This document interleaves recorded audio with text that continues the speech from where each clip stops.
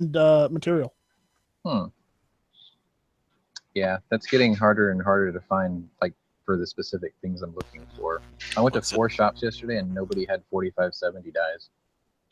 Oh, they had everything from dyes to reloading equipment to Hmm. all the material you need to reload. They even had new brass too. I always like that. Like the place I go What's to, they have a like an end cap of just Starline brass. Get all excited when I see it. Like, who is it in my caliber? What's really strange is she has a bag of 200 brand new brass for 44 auto mag, and I'm like, seriously, who comes in here and buys this? I mean, I went there and it was like a Dick's Sporting Goods, but for guns. It's great. what's in the box, Night Strike? It's upper Palmetto State Armory premium upper. Oh, Yeah, did you all the Instagram it? uppers. Yeah, I haven't Instagrammed it yet. I'm going to do it later this evening. But all the uppers were like 25% off in stores. So It's not you know, bad. Yep. it's Yeah, part I of was all their Christmas sale. So they extended their Christmas sale in stores. And I did the math. And even if I bought the same upper online, I would end up spending like $4 or $5 more. And I know, the gas to get down there, yada yada yada. Either way, I got it today instead of waiting for it for 3 weeks. Even though I'm in the same fucking state, you know.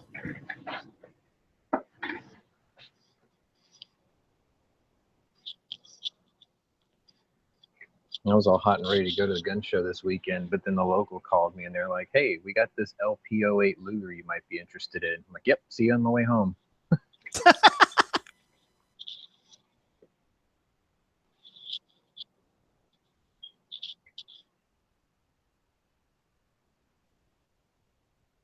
Has anybody seen Dead Horse lately? Not since Christmas. Is he all right? Did Santa's elves abscond with him? Somebody, I think it was yesterday, told me that they talked to him and he was fine. But then again, I don't know if he actually called him or not. Right.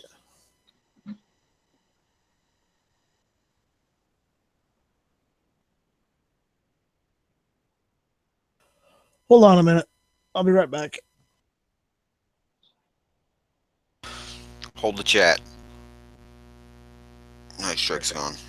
Yeah, there's a pause button here somewhere.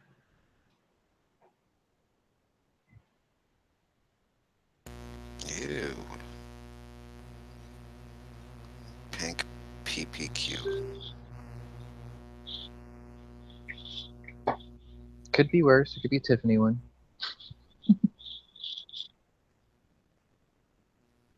My local just got in a bunch of Glock 43s, and one of them's purple.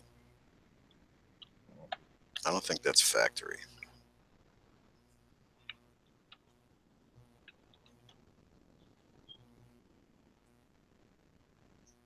The Lone Wolf makes those frames too, don't they?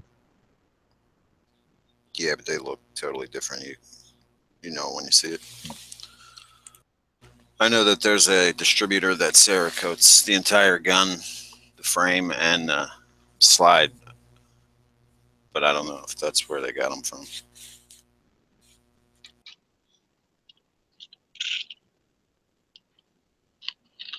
Lipsies and Amcar, they don't use Cerakote on the frames. At least they only get the colored polymer from Glock.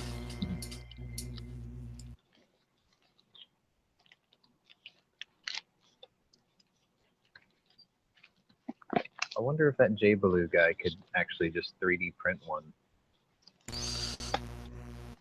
That Silencer Co. prototype is a 3D printed frame. Yeah. That gun that integrally silenced.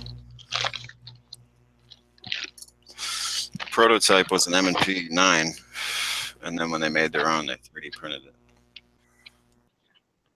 I don't see why not.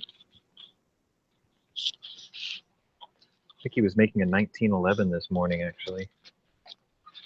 I'm back. So are you going to be on tonight? Yeah, I guess so. Smegs is gonna be around. He's here now. I know he's here now, but he said he was gonna. He's traveling, so. Yeah. I don't know if that's changed or not.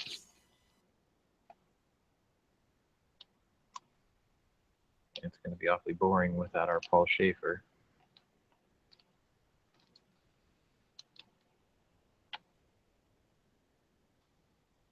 Well, at least we have our Andy Richter.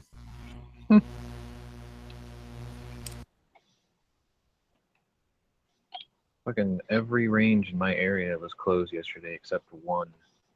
I had a 3-hour wait. Shitty. Yeah, that was another thing about going to PSA. They have a range at this location, but you could tell someone was firing a large caliber gun because you could hear it even outside of the range. Well, that happens at my indoor one too. One guy was going. I guess he was quick firing like a 357 or something because all I heard was boom, boom, boom, boom. And I was on the other side of the store. They make a good noise. Actually, I can't really, I don't know, maybe I'm just used to it. I don't know. I don't think my 357 is loud. I know my 454 is. I definitely know my 500 is, but like even the 44 is pretty loud. Like everybody at the range stops what they're doing and like looks around the wall to see what the hell the noise is. Yeah, the most they'll let you fire at this range is 30 caliber rifles and 357. That's the highest. Well, the backdrop or whatever the backstop is only rated for like 30 caliber. Yeah, but on a rifle, a 30 caliber and a rifle round is coming a hell of a lot faster than a 30 round coming, or a 30 caliber out of a pistol. It's like my range says that they're rated for 20 millimeter, and yet I can't bring my 500 there.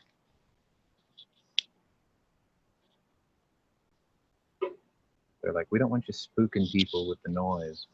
Sure, that woman next to me blowing a shotgun isn't doing that already. Yeah, well, I looked at the range. I thought about using the range, and then I remembered one very important thing. You forgot to bring a gun. That was the first part. You know what the second part was? You didn't have any ammo. Nope, I have ammo, but the issue is I don't need to. I've got a backyard. Well, yeah. I mean, the only reason I would go to a regular range and use it would be if I was with friends and they didn't want to come over my house. So that's the only reason why I would go to the range. I like going to the indoor one because I always get to shoot other people's guns constantly. They hear the noise from mine. They come over and they're like, can I try that? And I let them shoot like one cylinder out of my 44 Magnum, and they'll give me like 5 mags of whatever they brought. I'm like, cool, okay. I've test fired a lot of guns I don't even want to own just because they were, willing to offer them up. Right. I don't blame you. That's how I got to shoot a Kunin once, actually, the same way. And then the guy left all his brass on the bench, and he tapped me on the shoulder when he left, and he was like, do you reload? I'm like, yeah. And he goes, there's a bunch of 357 brass there for you if you'd like it. And he walked off. Yoink. Yeah, it was all Cellier and Bello brass. Pretty good. There's only one fired, obviously. Really? How could you tell? We had the original factory boxes when he loaded it. That dude showed up in a fucking, I think it was a Maserati Quattroporte. He was in like a $3,000 suit. And he took his coat off. He was still wearing a vest like a gangster. And then he had the Kunin in a shoulder rig. I was like, holy shit. I was like,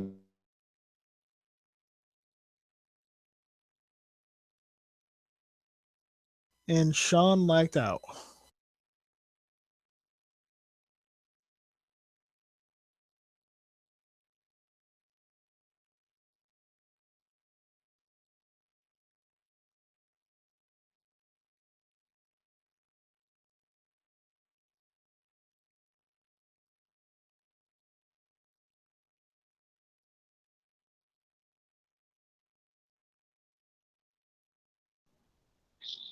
awkward.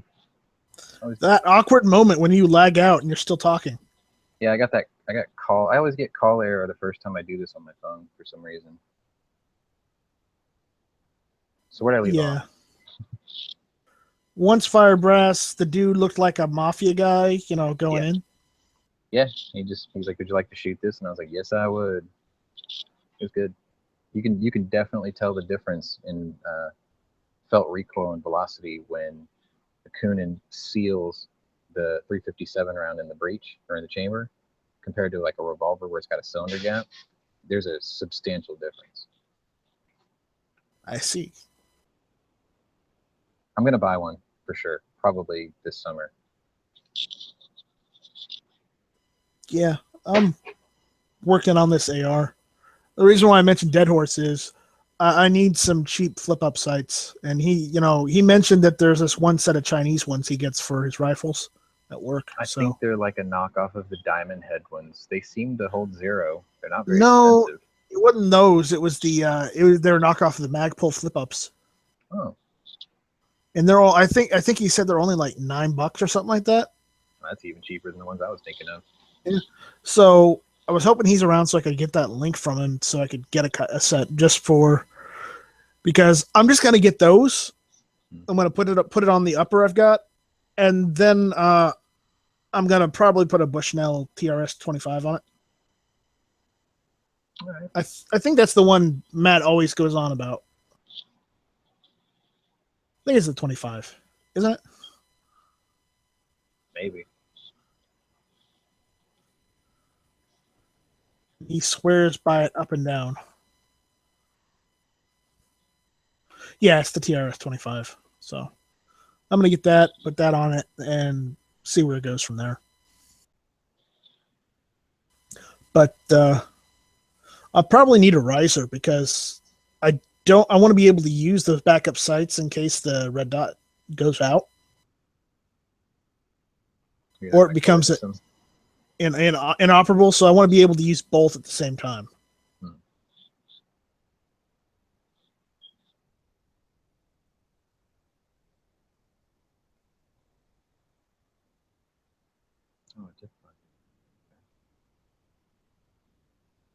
So I'll have to figure that out.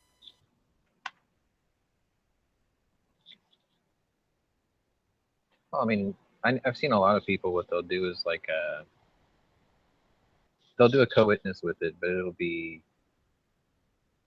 like a 6 o'clock one, basically. I don't like those. Would be down there. I don't like that opposite, that different position crap. I just like, You want it all in line? Yeah. Might screw with your. Oh, man. Yeah. I was thinking. I gotta get this. Hang on a sec. Good luck.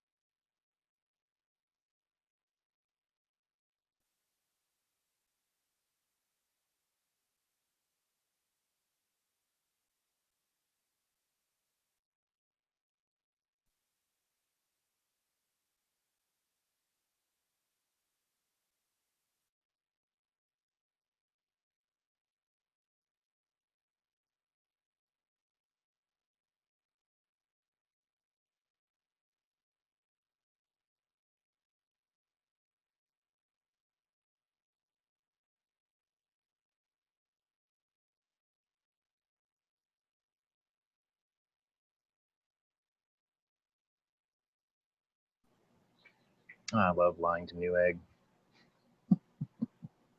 Wait, what? We started, like, our business has our own website, but then we also sell on Amazon. We just started selling on Newegg, and I don't know why they do it, but it's like I don't have access to the Newegg orders, which I don't really care. It's just extra work for me, so one less thing I got to deal with. Unfortunately, when they call, it comes to me for some reason because it's the only number that they have on record. So like I was telling them, like, look, just fucking email these people, don't bother me with it. Time is money. We got shit to do. Yeah, like talk to us on gun channels. Yeah, I like this. It makes the last hour of my day go by really quickly. So I tell you what I get my old man for Christmas? No, what did you get him? He thought for weeks that he was just going to get a bottle of, now I know I'm downplaying this a lot because it is a good bottle of scotch, but he thought he was only getting a bottle of Johnny Walker Blue Label, which, you know, it's not something I just regularly go buy and drink anytime I feel like it, but I've been spoiling him every year for like the last 5 or 6 years with it. So he thought he was getting one of those. And I snuck in a bottle of 23-year-old Pappy Van Winkle in his desk drawer.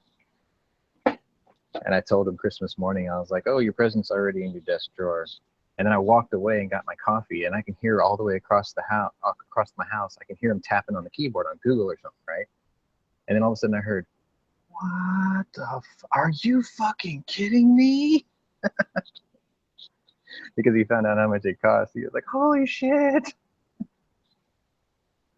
You spent too much. It was pricey, but like I have a friend who's a bottle collector, and he was like, I got this bottle of Pappy if you want to try it. And I'm like, oh yeah, I do. Shit's hard to come by, man. I got a friend who actually lives like pretty close to where they make it, and he can't even get it. Mm.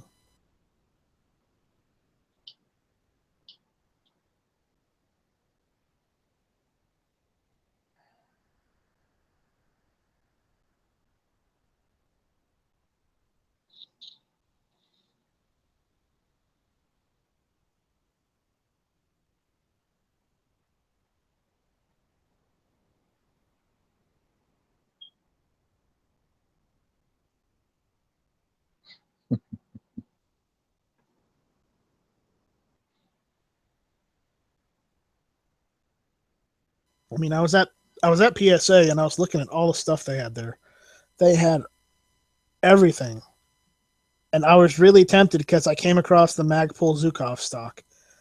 I was really, really tempted to get it.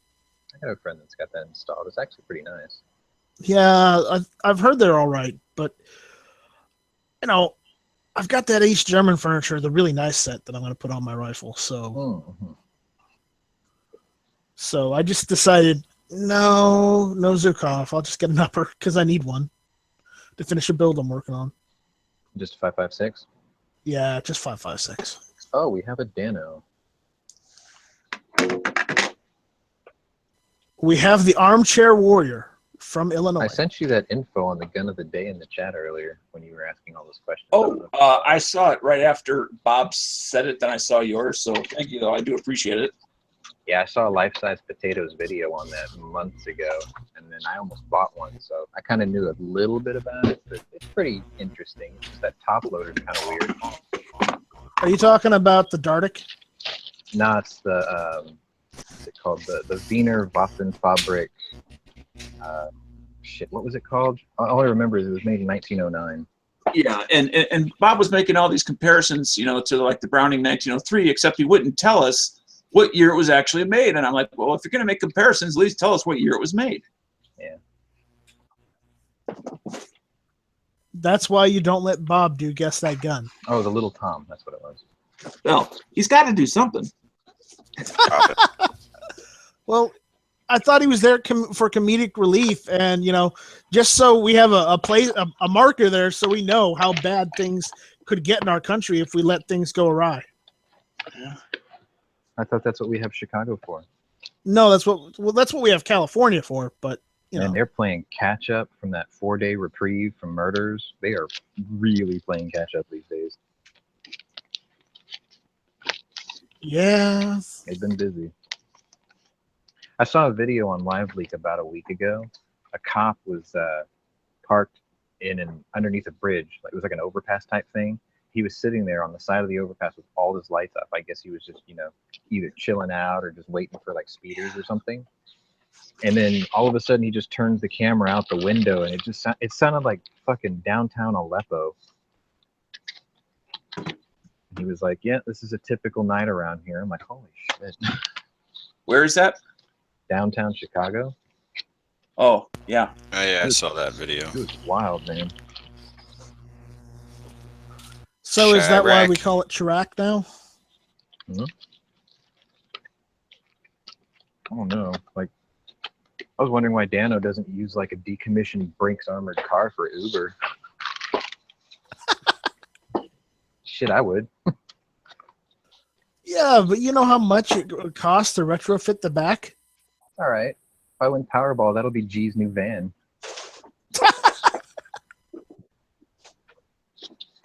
It has to have a dog bed. That can be arranged. I got 2 dogs too, so. Yeah, dude, I think that would make a really badass like RV. It wouldn't be the biggest, but I mean, it would be pretty cool. How are your dogs doing, by the way? Well, I woke up this morning and one of them couldn't keep his breakfast down, but I mean, other than that, they're fine. I mean, they're as good as can be expected for a 10-year-old dog. All right. Well, the 10-year-old dog is not necessarily a sick dog. What, did he eat something or? No, one of them is going.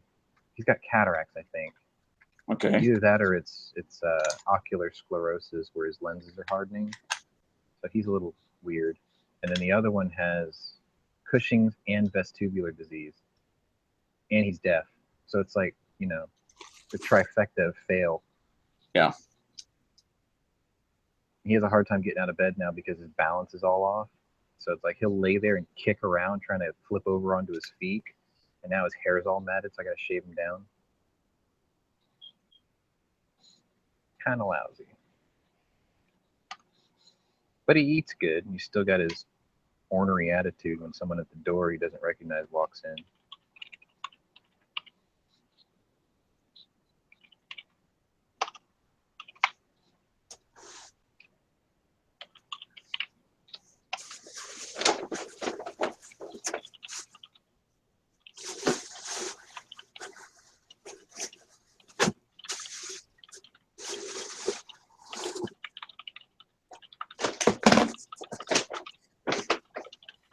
You okay there, Dano? Yeah, I'm actually trying to set up as I can like a deep priming station. Ah, You And still I'm have trying that handheld one, right? Yeah. And I'm setting up, I got one box which has the cases to be deprimed. I have a canister for brass that has been deprimed. And then I have a little garbage bag for all the little primers. while I was there today, Sean, they had a whole aisle dedicated to just powder. I wanted to take a picture and say on Instagram, "Got powder." See, I should there's have. a trick to that. There's a catch to that, actually, because if I go to Bass Pro, they've got an entire aisle of it, right? But the thing is I can almost use none of it because it's just powders for loadings I don't have or calibers I don't use or, Oh, no. cartridges I don't do. These are all different types. Like I typically, I'm kind of a lazy reloader. Like I can live with the fact that it might smoke more than another type of powder, but I try to pick a powder that I can use in most of the stuff I reload. That way I don't have to go looking for different bottles underneath my bench all the time. That way I could buy an 8-pound keg and, really stretch it out.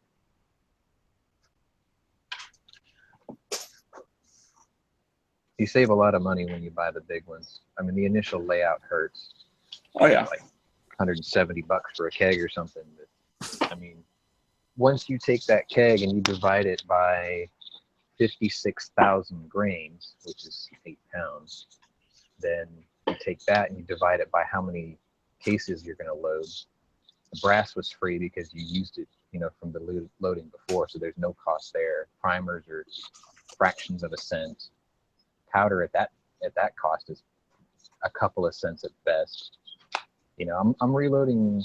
I think I can reload 38 special for 4 cents a round, and I can load 500 Magnum. I think was 68 cents. I thought it was lower, but once I pulled out my spreadsheet, it was like 68 cents a round, which is nothing. How much are you paying per projectile, and what kind of projectile are you using? When I do my 500 Magnum, I use Rainier Ballistics full metal jacket rounds, and a 500 round box is $147. So 325 grain truncated nose full metal jacket. It's a good range Oh. round. I thought you said you did 38.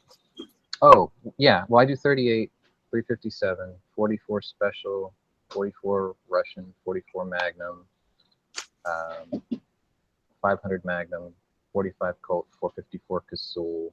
I think that's it for now.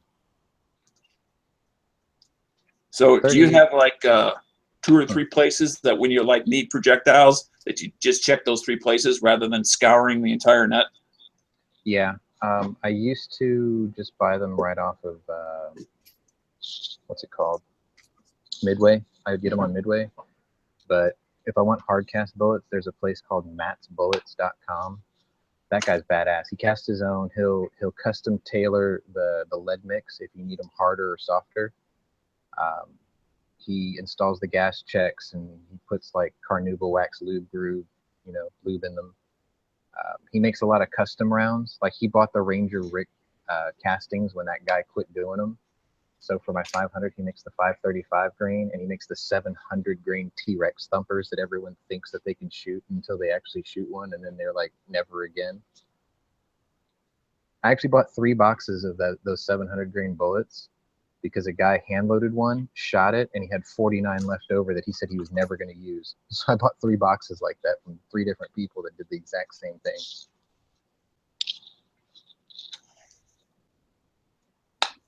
And then I've got a local place called 10 Ring, which, you can check them out. It's 10ring.com. They do ship anywhere you want. So, I mean, if it's something you think you could use, they're a distributor for Barry's bullets and Swamp Popper bullets. Barry's are the Total Metal Jacket. Swamp Popper ones are the, what's the word I'm looking for? Polymer coated ones.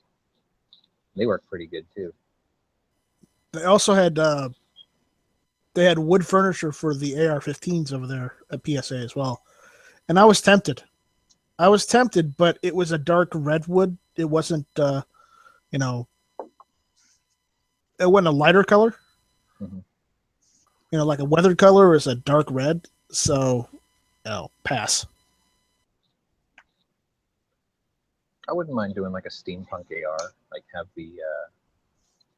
some of the fittings brass coated or brass finished, and then use like a burnt bronze Cerakote for the majority of the body, and then like I don't know, just a couple of wood bits, maybe like a walnut or something.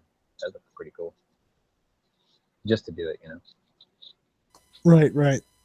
I mean, I wouldn't go slapping on a bunch of steam gauges or anything, because I mean, it'd be useless. But I don't know, it'd be kind of neat. Maybe build like a collapsible copper tube shroud that goes over the gas line from the block. I don't know. A gas pressure gauge would be nice. Oh, I mean, if you can make it function without screwing up the bleed off, I mean, I guess that'd be okay. But yeah, that would be kind of hard, but it'd still be cool. Oh, by the way, did you get a DI upper, or was it a piston? Direct impingement. I'm really considering building one with the piston upper. The issue is with the piston uppers, I mean, I'd have to buy the conversion kits. I'm not going to go and buy a full upper because it's way too much money, and it's cheaper just to buy the conversion kits. But the point is, I have seen, and I have a friend that has one, and honestly, I don't notice a difference between the gas piston and the direct impingement. You will if you torture it. The only difference I've seen is the direct impingement gets dirtier because you're having all that gas. That's the only difference. If it's only dirt or carbon that I have to clean off, I can deal with carbon. I mean, you can tell the difference when you start putting it, if you ever do. I mean, hardly anybody does, but if you run a couple hundred rounds through it in a very short amount of time, that's when you start to really notice. Yeah, but I'm not going to be doing that all the time. Oh, it finished. Shouldn't even be.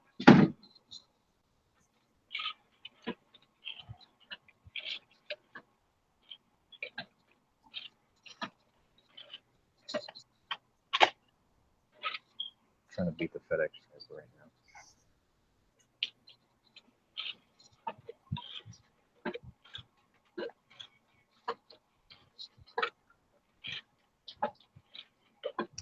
So I must have upset a lot of people today because I was trolling Star Wars fans all day.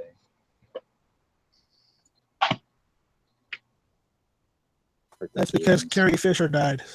I know. That's why I hurt their feelings. I was like, man, think of all those people who just realized how old they really are after today. Mm.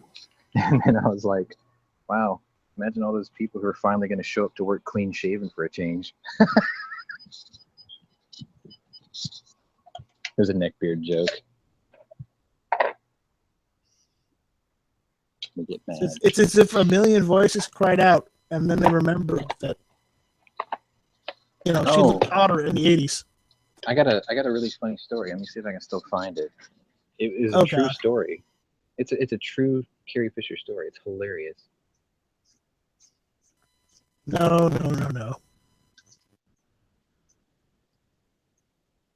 Okay, here it is. So it says, okay, so it was during an interview, and she says, you remember the white dress I wore all through the film? George Lucas came up to me on the first day of filming, took one look at the dress and said, you can't wear a bra under that dress. Okay, I'll bite, she says. Why? And he said, because there's no underwear in space. He said it with such conviction, like he had been to space and looked around, and he didn't see any bras or panties anywhere. He explained, you go into space and you become weightless. Then your body expands, but your bra doesn't. So you could literally get strangled by your own underwear. I think this would make a fantastic obituary. I tell my younger friends that no matter how I go, I want it to be reported that I drowned in moonlight strangled by my own bra. That was her actual interview. It's fucking crazy.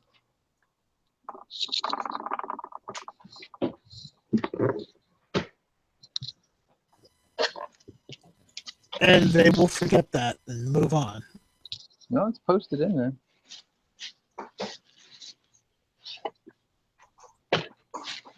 I mean, obviously they're not going to put it on their headstone, but they'll probably play back that video sometime with that interview sometime. Probably.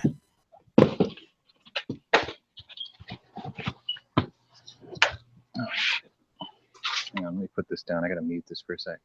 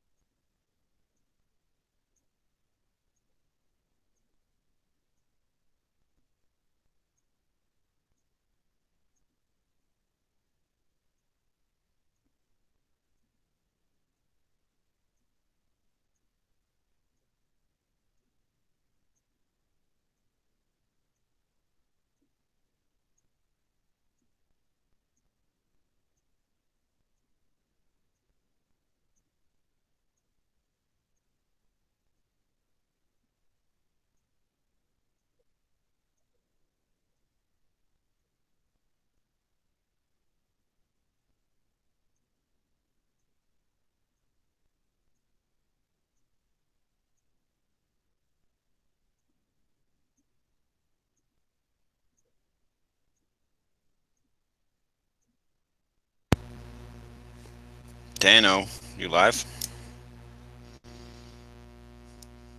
Nah, he's snoring on that easy chair. Taking it easy. Well, he took the easy way. Dano, you're not too famous to talk to us.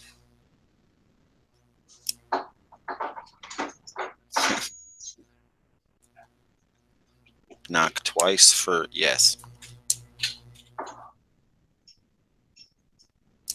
He knocked once. Does that mean no? Yeah. I think you did maybe. Did like 2.5 knocks.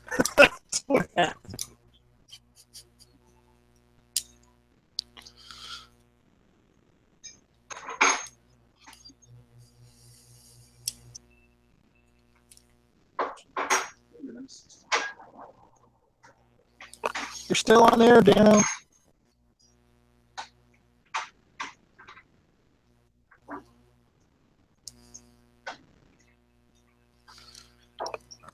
And Moon, did you see the side chat?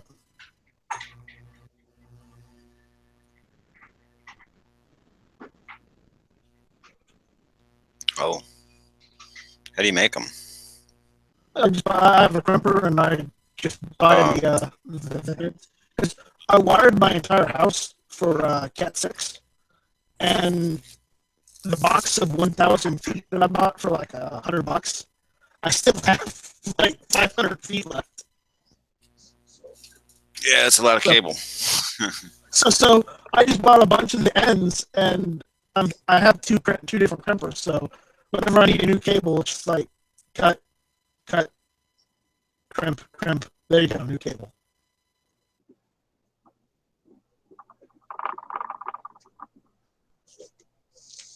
Yeah, my sister works for a big networking company. She was like, I'll grab you some. You just have to remind me. And she did today. I didn't even have to remind her. In family grand. Yep.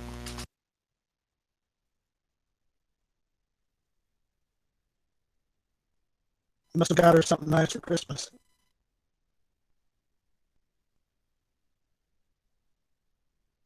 I don't know what I got her. It's my girlfriend's. She's in charge of that. Ah. Female gifts. Get all the female gifts.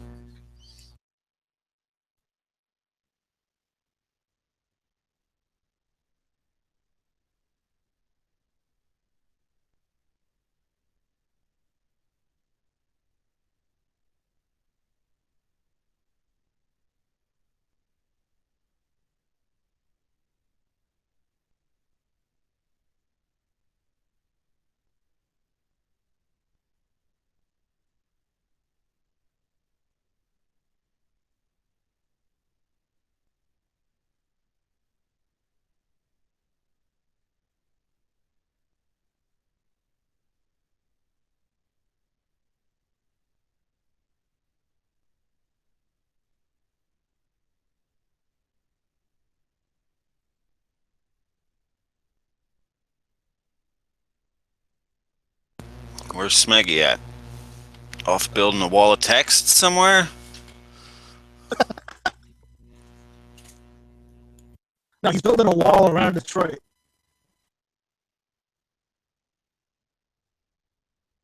He's got to keep out all those illegal Canadians. I was breaking his balls earlier because of his long-winded comments on the Daily Show.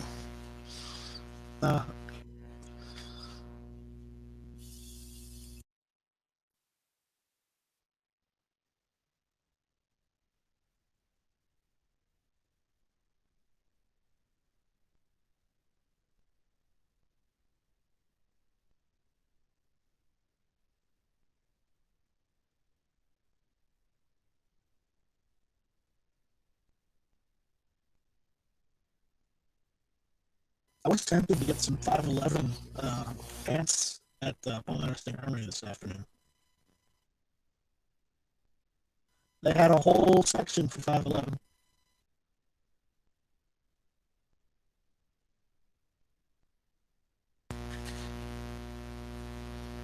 Some of those pants are good.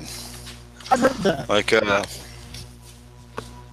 especially the ones that are like your size. You buy the right size, and then they have little sections of elastic so that you can carry your gun without having to buy like an extra size bigger pair of pants in the waistband. Right. That's why I like them. And they got a front pocket for a spare mag. Usually. Tactical pants. Tactical pants. That should be a thing. I'll be back. You going to get Thanks for the tactical warning. pants? Yeah, that's it. That's what I thought.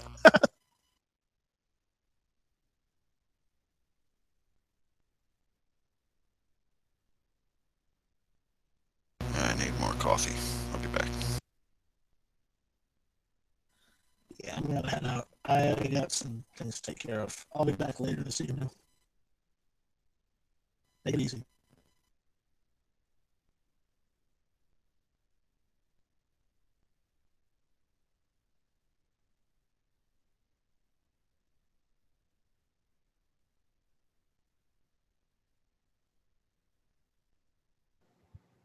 And then there were three.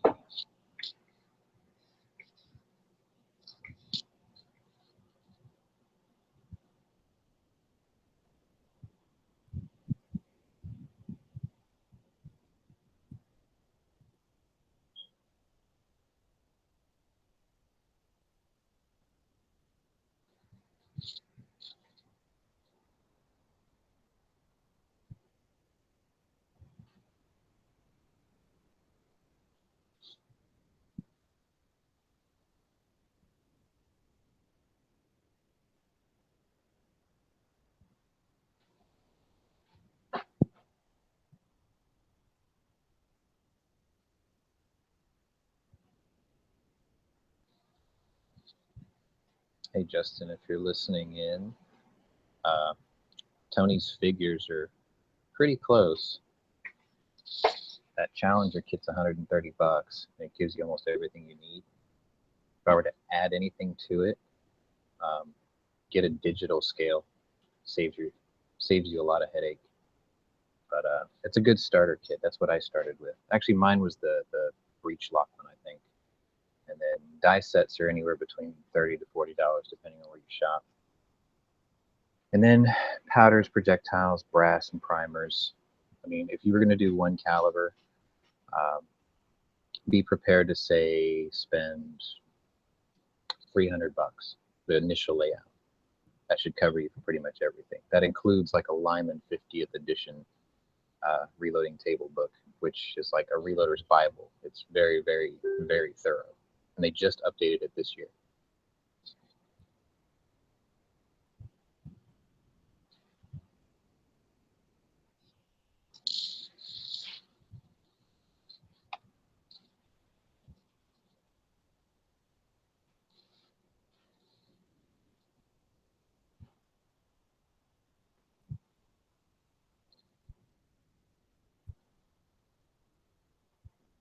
Yeah, those electronic powder drops are really nice.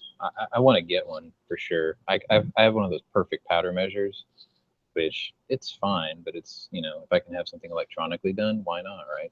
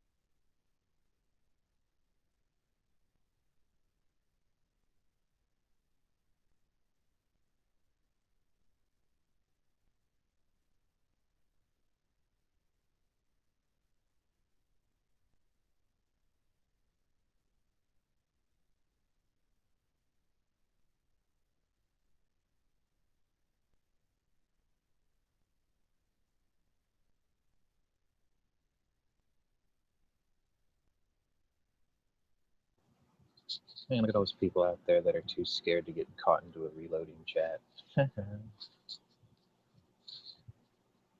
No, I think I would agree. I mean, I'd really like to get my hands on a progressive, but my needs don't justify it. You know, it's like I don't shoot 1,000 rounds of 500 Magnum, so my Rock Chucker 4 works just fine. I've got 2 single stages. I mean, they get the job done.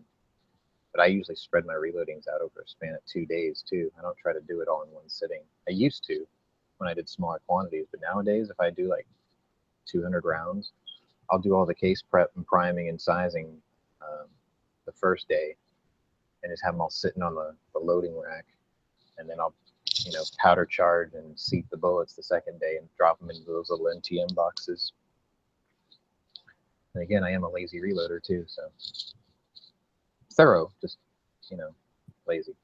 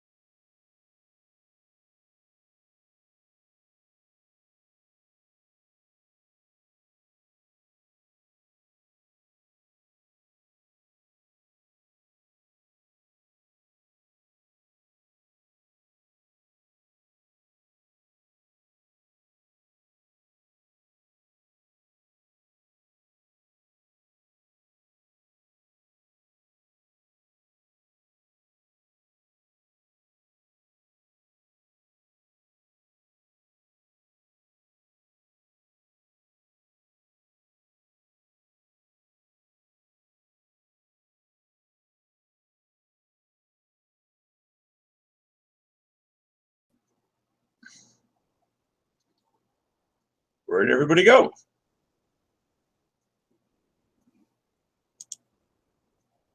I was here just 15 minutes ago, and now they all died.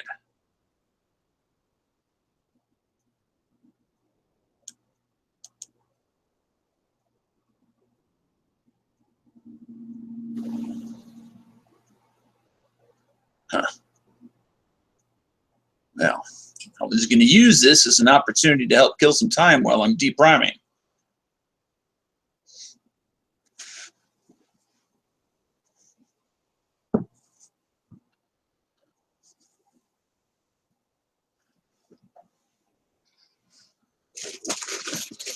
You hear that sound? That's the sound of brass.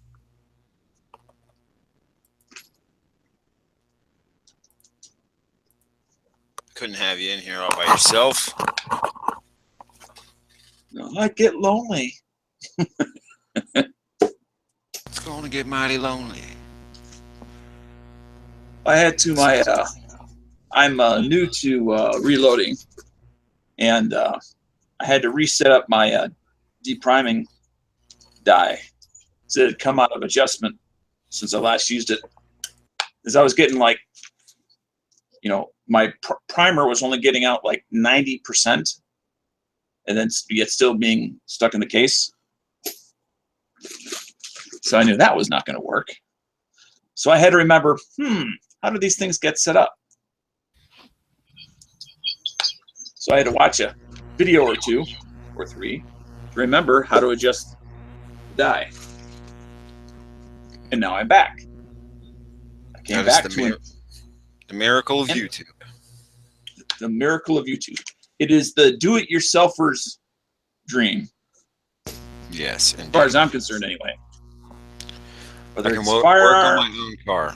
Work on my own car, thanks to YouTube, and that is like saved me so much money. Oh yeah, whether it's working on your car, you got a leaky faucet.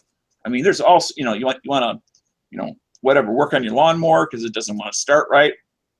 I mean, as long as you're willing to try, and willing to watch, possibly more than one video,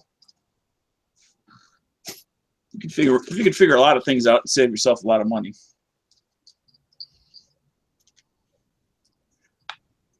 Hey, Ralph. Hello. And as far as I'm concerned, that's one of the major contributions of YouTube is to the widest audience, is to the do-it-yourselfers. The sharing of knowledge. Yes. Yes. Yes, I do like it. I don't mind people charging for it either, but I don't mind when it's an option for people to voluntarily give it up for free. Why not? Oh, yeah.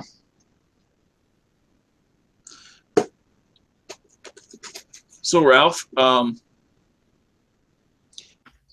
you still in love with your rifle of the century? Yeah. It's over there. Now, I'm just curious, There's a Canadian in the chat. Oh, shh. Don't anybody say anything. We have a foreigner amongst us, a traitor. Hello, eh?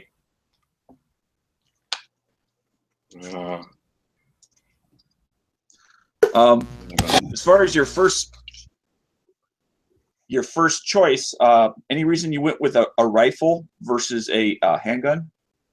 Well, I have a handgun. Oh, you do?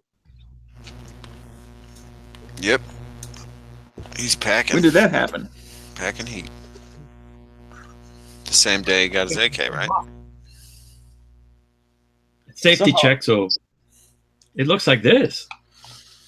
Oh, you got one of those Russian, Eastern European. No, it's Italian. It's Italian. It's an Italian. It's a Beretta. So I'm assuming, is it Beretta? It's a 92S. Yes. He's retired. She's going back to work, though. Show Dano where the mag release is so he knows what kind of... Oh, it's Right here. it's a European special. Yeah. They're fine once you get used to them. They work just like the other ones. Cat soft yeah. keyboard. And this is from the years of experience that Bob has brought. That's true. Although my high power does have a proper magazine release. Oh, now it's a proper magazine release. Oh, some food.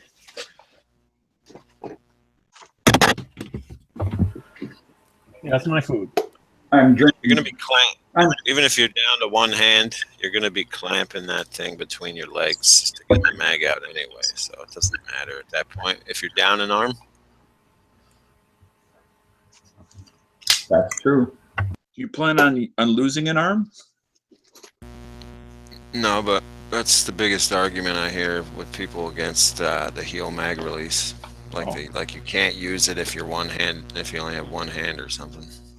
If you're down to one hand and you've burned up 15 rounds, you're in big trouble. You can still drop it with one hand. Or if you have a malfunction on your second round and you need to take the mag out. No, it drops fine. See that? Just use your thumb. Oh, what you're used to. Yeah, you can still do all that stuff with it. Can't do that shit one-handed. You couldn't do that shit one-handed. You drop your gun. That's what I'm saying. You put it between your legs Oh, that's true. or your knees. So either if you had to do that shit one-handed, how would you? You'd put your gun, but you'd have to put your gun somewhere. Anyway. Grab your mag and then shit. Yeah, it's all bullshit. That's why heel mag release is so good. I mean, it's so awesome. That's why there's so many guns with it still. You know what I mean? It's obviously the better way. It's just as good as the other way. It's not the John Browning way, but it works. Thank God there's no guns made with it anymore. I don't think there's one gun that has it, right? Like currently being made. Maybe the Seacamp. So, BB, have you thought about this coming year? And if you, in Heel regards, mags. Heel mag release. I haven't finished my question. How can Oh, you? okay. Oh, my bad. I So thought is it about this vanilla year. or chocolate? Heel mag release. All right. This year, that's question on is, have you decided, A, if you are going to take a training class this year or not? And B, if you are, have you thought about where you're thinking about going? Yep. And where might that be? People are coming to me. So that's how important I am now in my own mind. Wow. You're Yep. DB's going to any training that involves a heel mag release. Yeah, I already told you. Heel mag release training. No, I'm going. I mean, they're coming to me now. I don't have to go nowhere. so you're Everyone comes here. spaceship door gun. What do they call Yep. it? Sheriff of Baghdad. Yep. Sheriff of Baghdad. John McPhee. Rifle class. 1 day. It's a 1 day class. What? I'm curious. I didn't know they did 300 1-day classes. 300 rounds. I think it might be 400 rounds. The pistol class I took with him was a 1 day class. Oh, okay. I didn't know he did 1-day classes. Mm-hmm. And is he traveling to your area? Yep. Every year he's here. But I think that's what I'm going to do. I'm going to try to do that. I would imagine that being 1 day, it would be a little bit less costly. Yep. It definitely is. It's $300. And it's like a 9-hour class or something like that. Now, for that, is that like their version of a fighting pistol or their version of a basic pistol or? Mm-mm. It's the exact same version of that pistol class I took. Oh, okay. So it's With you're the video? taking the class again. No, but it's with a rifle. Oh, okay. It's Gotcha. the same thing though.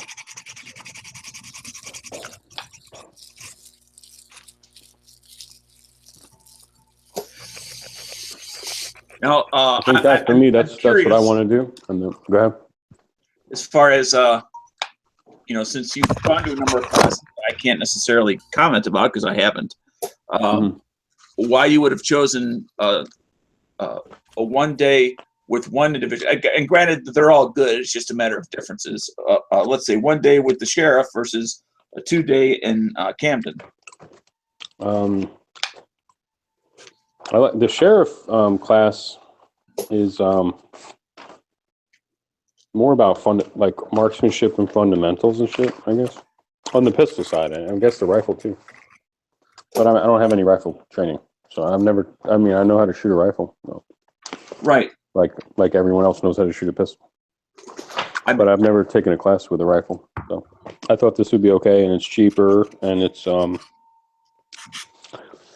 low round count. Because honestly, a lot of those classes, not maybe them, but a lot of these other classes, they're just a high round count for like absolutely, I don't know, just to be a high round count, you know, and it's expensive. And you guys want to sit around and make expensive noise. I better be learning some real shit, you know? Right. I better not be in a class with 40 kids, you know, 40 students and fucking 2 instructors, and we're just blasting away and oh, whatever. Who fucking cares? I'm just saying that I would love to take fighting pistol again, but they're not coming here anymore, and I'm not going there. A hotel room and gas and shit like that. Okay, so you definitely are done traveling now? Is that what you're saying? Yeah, I'm done traveling. Yeah, I'm done. It's too expensive. I mean, if I do travel, I would go back there because I think it's only 4.5 hour drive. Yeah, guys, actually, I think it's it's just an earthquake. You got an earthquake? That's awesome. That's always good. Didn't But mess your with internet still works.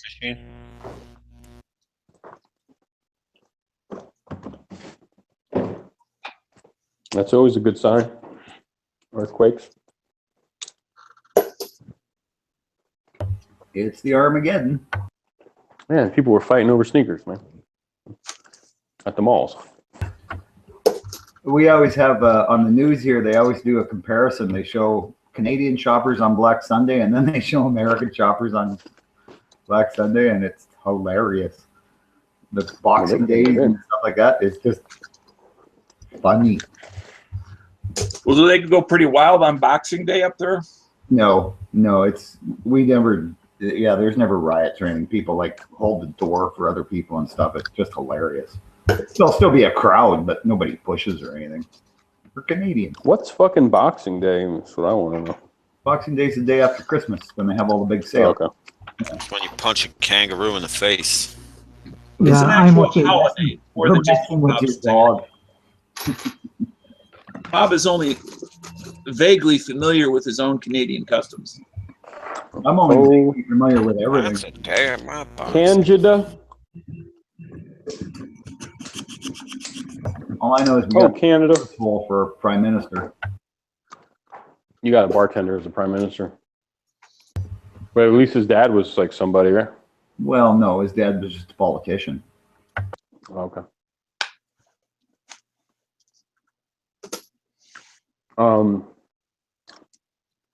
Nothing wrong with that. Being a politician. And then being a bartender.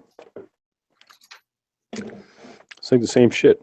You deal with people's shit all day. He was also a snowboard instructor too before he became prime minister. Well, that, you know what? I respect that because that takes skill and you got to work with people. You got to balance your budgets on. I gotta, like, I give him this. He did do a lot of solo canoe trips up in northern Canada, which is, you know, that's pretty hardcore. You go up and you got a portage like 10 miles in between lakes. And Can you say that word again? Portage? portage? Portage. Portage. Every time he says portage, I'm going to flush my toilet. Portage is actually what it's called. Portage Just like is decals, it's like decals, yeah. batteries. I'm saying batteries, Speckles. aluminum, tomato. But back when, Those you were know, right. I went to the Canadian wilderness and the rapids were too fierce, we used to have to portage around them. Why in our would you canoes. portage? Why wouldn't you portage? You got to remember that word was originally from the. Because that sounds too hoity-toity. Because we're not French. Yeah, but that's the way it's pronounced. Portage. But it's too hoity-toity in its pronunciation. We don't like that around here. Oh man, the guys who used that, the French, guys who hauled all the freight and stuff, they were pretty not sophisticated. You did hear me say we're not French, right? We were French. French people in New Orleans. Didn't we fight the French-American War to get away from France? I don't know what that. That was the Indian Wars. That was Indian. Oh, engines! Come on out, engines! Come out with your hands up, engines. Yeah, you guys kind of got the shit in that war. You know how many years we fought the Indians, Bob? Aren't you still fighting them, at least in the courts? Good point. Until they could no longer resist. 450 years. They agreed to all this.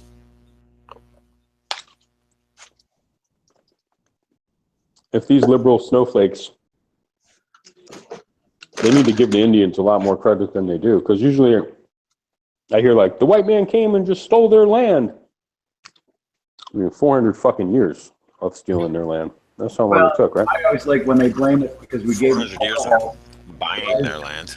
When they complain that we gave them alcohol and ruined their culture, I just remind them they gave us tobacco.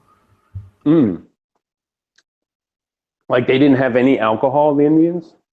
They just had mushrooms, peyote. And mushroom, they never developed brewing alcohol or anything because they nomads. You can't brew alcohol if you're a nomad, really. Dude, the Indians were more brutal to each other than we ever were to them. Christopher Columbus wasn't a fucking American last time I checked. He wasn't a United States citizen. Yeah, and he didn't actually get to America, right? He only got to South America. I think you get like below Florida or some shit. Well, I think some Spanish did, but Columbus never did.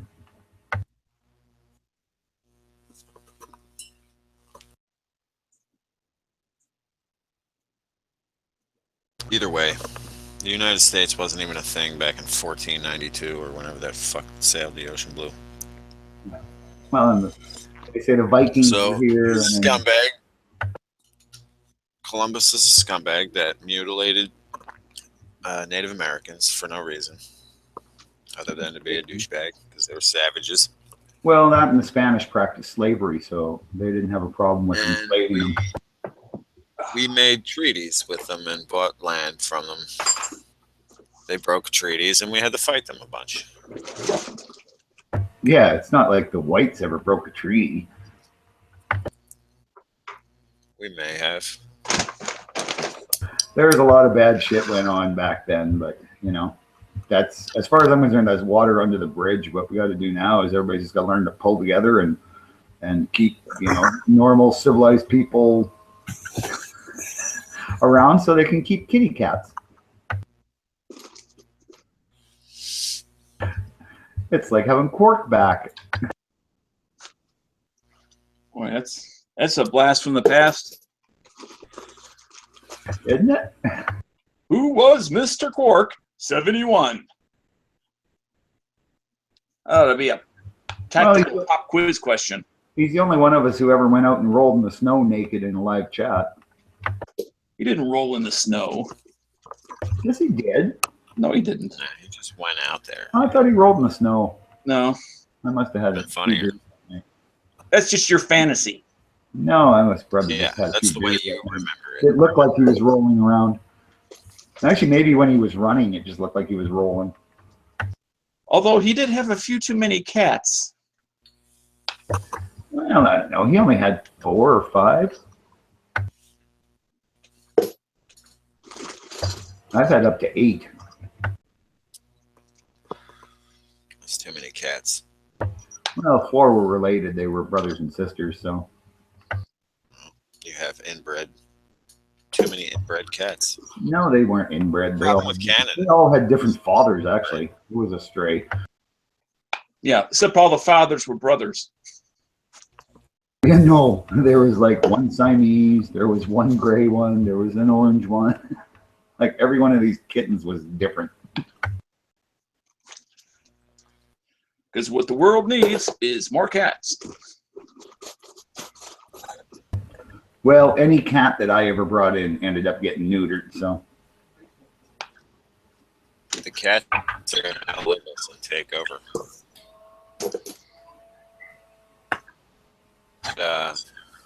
Special called Life After Humans, or whatever it is on Earth. Oh, yeah. Earth After Humans. The Yep. cats take over. I think they already have. I think smart octopuses and squids take over too. They start like fucking swinging from trees and throwing spears and shit.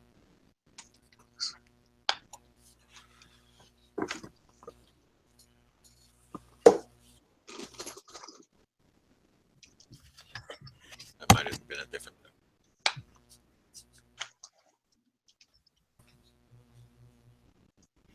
Might have been a different special.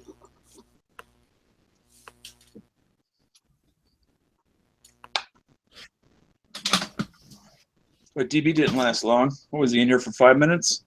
He just came in here to yell at us about the heel mag release. Get off my lawn! Yeah, he's got a bad thing about heel mag releases, doesn't he? What is the deal? I'm not condoning the heel mag release. I'm just saying it is a possibility. If you are down an arm, you'll use your mag. I don't know about clearing every malfunction.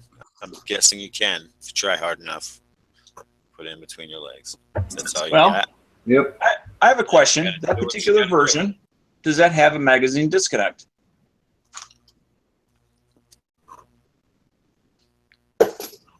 Magazine disconnect. Yes. Does it? Can you fire it Without a magazine out?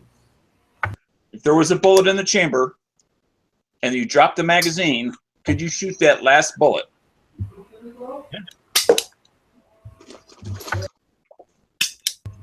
There you go. No magazine. Okay. There it is. The There it is. interwebs answers the question. Safe. I'm just saying, don't. Still in the fight. Oh, yeah. Yeah, those are actually good guns. I've been thinking of picking one up. They got a few of them on sale. Some European. But ideally, you would have a Glock 19 in one of these real situations. So you prevail. That's only if Bob wanted to live.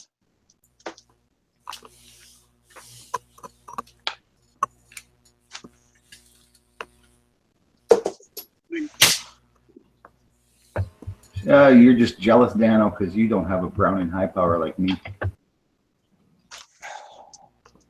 I do have a Browning high power. It's called the Glock 19.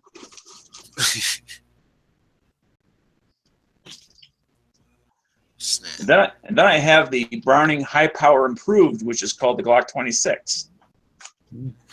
You do know those are both plastic guns, right? Like you had when you were a kid, but they actually these ones you have to shoot bullets.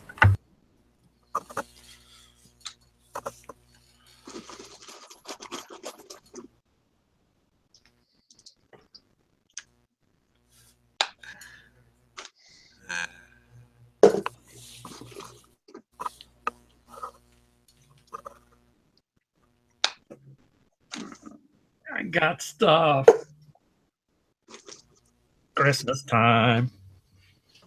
Oh, what kind of goodies you got in there? It looks awful heavy, like it's lead. It's lead. It's Ooh. a lot of lead. It's a lot of lead. You got lead. Oh man, little 9mm bullets. I see some Parabellum showing. Oh yeah. I'm ready It's like bullet porn. for the zombie apocalypse.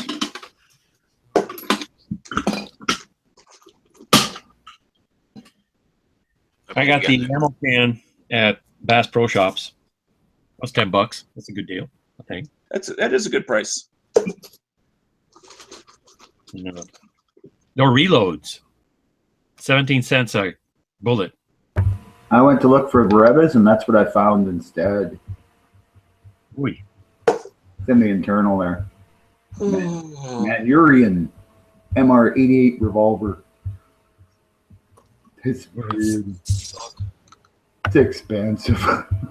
Other than being expensive, what's so great about it? Oh, they're just a really well-made revolver. Okay. They're like above and beyond your average Smith & Wesson and stuff. And in what ways? If you're going to say it's above and beyond, then I'm going to have to say in what way is it above and beyond?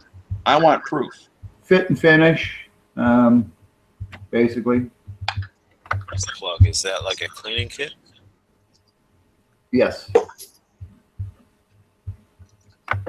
Jesus. It can double as a butt plug.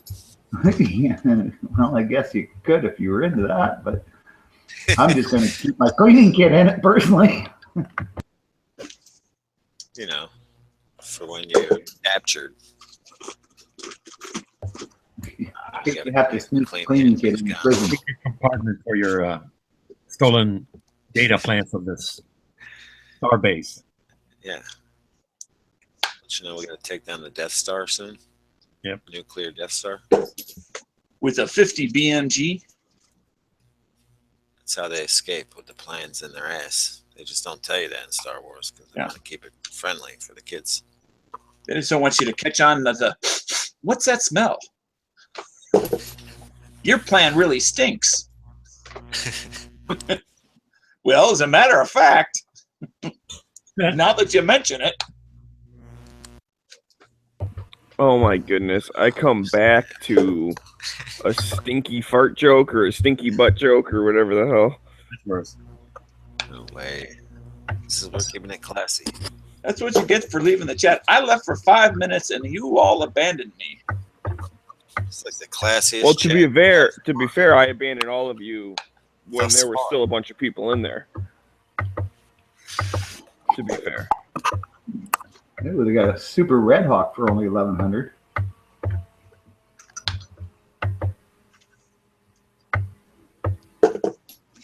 Sig, sig, sig. Oh shit! I got a pile of cigs. The edge of my blanket's all wet. I drooled. Did you kind of gross? Hey, did somebody fall asleep in the chats last night? I heard that somebody did. Or was that Linus? They had the blanket. It was Linus had the blanket. Ooh, You were like the last one in the chat last night. All I know is Bob wouldn't. Who are you pissing around with? PBR? Oh, I don't know. I want. No, I'm not me. Oh, it was you, all right. Teddy Roosevelt? Yeah, I think Bob made him more angry than I did. I thought I made him angry too. Really? Did I make him angry? It had to do with Churchill. Is when you were pissing around about how great he was. And whose plan is it anyway? I don't know. Churchill, demand a plan. Slipped my mind. I don't know. Did Patton demand a plan? I don't know. Bob doesn't remember. I don't remember. I'm old. Well, I'm sure PBR remembers. I don't remember either. I thought you were talking about the night before. Yeah, see? It was literally like just last night. I got Patton's plan. When you put your hand into a bunch of goo that a moment ago was your best friend's face, you'll know what to do. That's his plan. What movie is that from? It's one thing I can never remember movie lines verbatim. Oh, a Swiss 1882 revolver. Unless it's like 3 words. Smeggy's right.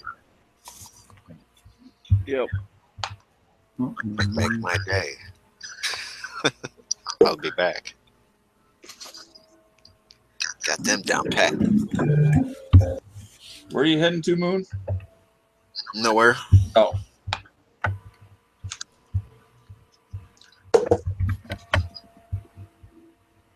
I'm a Roland Special, one of my 19s. If I like it, then I'll do it to another one. I'm deciding whether to do it to my Vickers 19.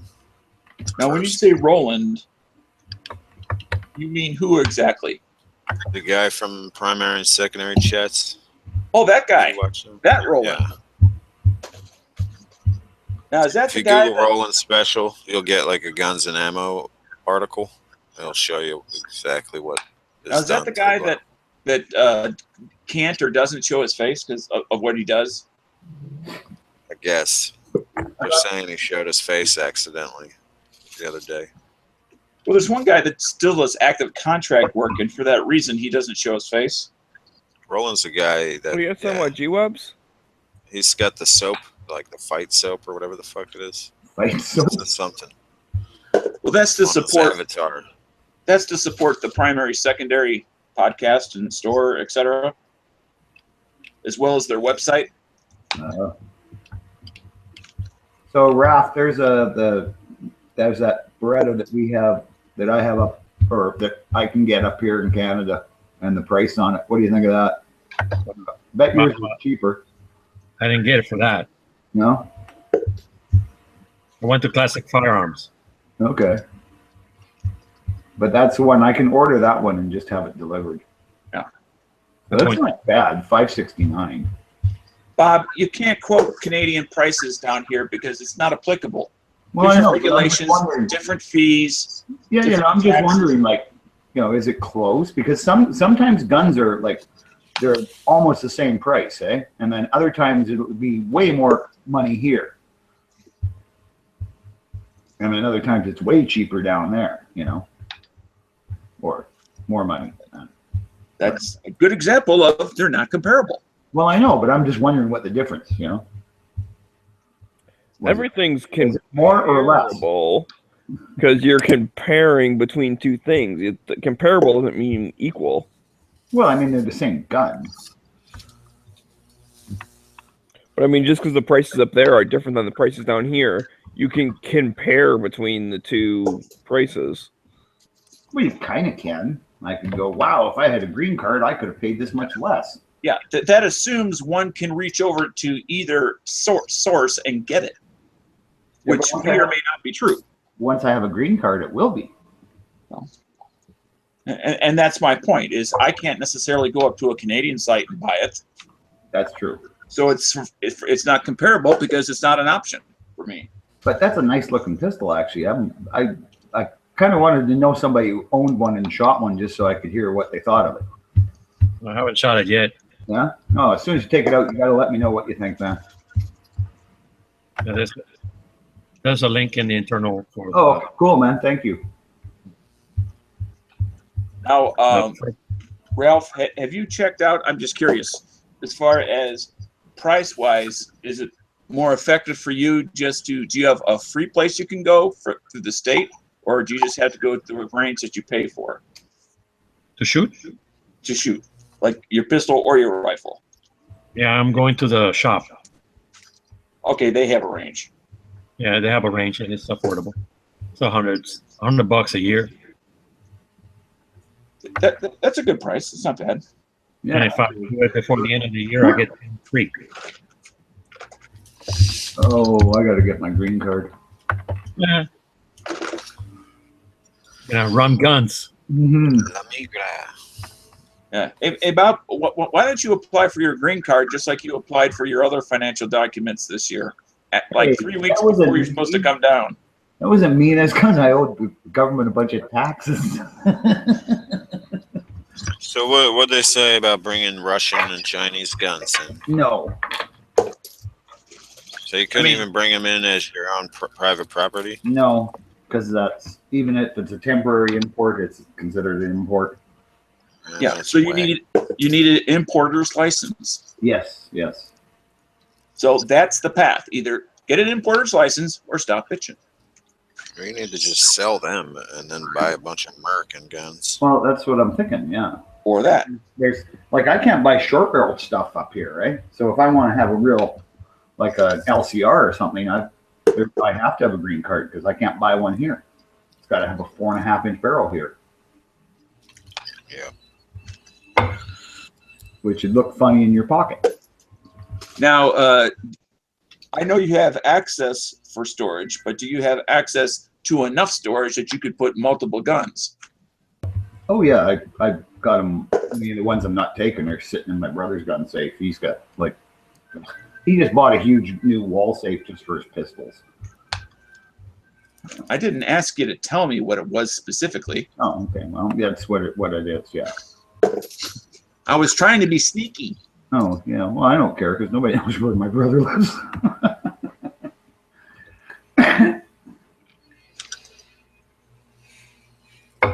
But yes, I have lots and lots of storage. Ralph, always a good idea if somebody gives you the option of hand picking to take that option.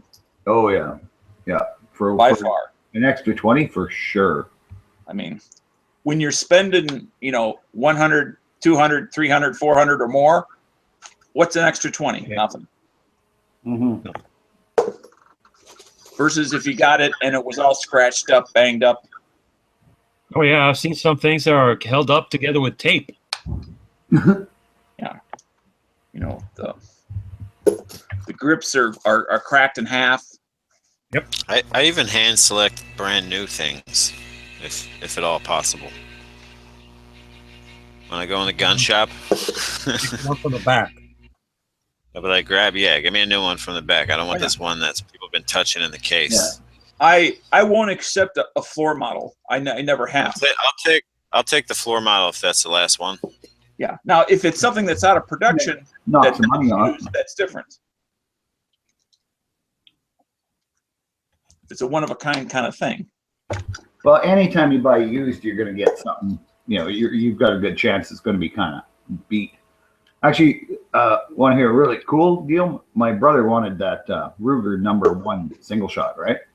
So he found one used, goes to look at it. It's brand new. It's never been shot. Apparently, it was like a collection that this gun shop had got in. It was some old guys who just bought the guns, put them in the gun safe. Bought the gun, put it in the gun safe. Never shot anything. So yeah, they had all these like really nice guns, like I say, Ruger #1 and a bunch of other Centennial carbines, like Winchester lever actions and shit that he never fired. Just bought them and put them in the gun safe. So yeah, basically my brother got a brand new gun for a used price. Oh, I'm assuming he bought them for collector's value, and which is why he bought only one of the models he saw. Yep. Yeah. Basically, apparently he had a bunch of cars like that too. He'd bought cars and drove them for 1,000 miles and then parked them. Barn find. Yeah, there's all kinds of weird old people who live around here that do like that. Like you go to somebody's farm and they've got a barn full of stuff they've just bought and stuck in the corner. Yep. Got a deal on it.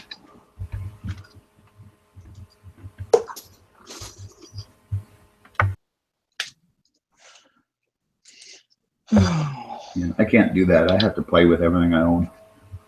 But here, my brother's excuse for having to buy another single shot 45-70 was when he bought snap caps for the one he already has. They only came in pairs, so he had an extra snap cap. So he figured he had to buy another rifle for it. That was his excuse anyway. Couldn't let that $18 snap cap go to waste.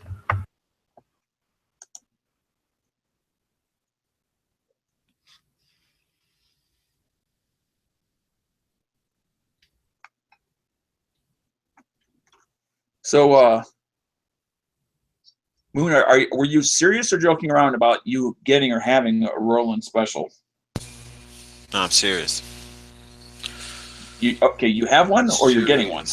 No, I'm gonna send the slide off to get the cuts and refinished and the RMR attached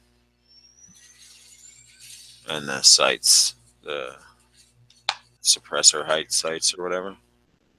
Are you getting that muzzle brake as well? Backups. Yeah. Now, do you have to change barrels to get that? No, you get a threaded one. KKM sells a combo of their barrel and the comp because the threads don't go all the way around. Because these have, see the set screw on the side of the comp? Right. It like clamps onto these flat parts on the barrel. Okay. So you thread it on because it's got threads, but they just don't go all the way around. Okay, so you'll end up with a spare Glock barrel at the end of the process. Yeah. Okay. Does that mean I should build another Glock?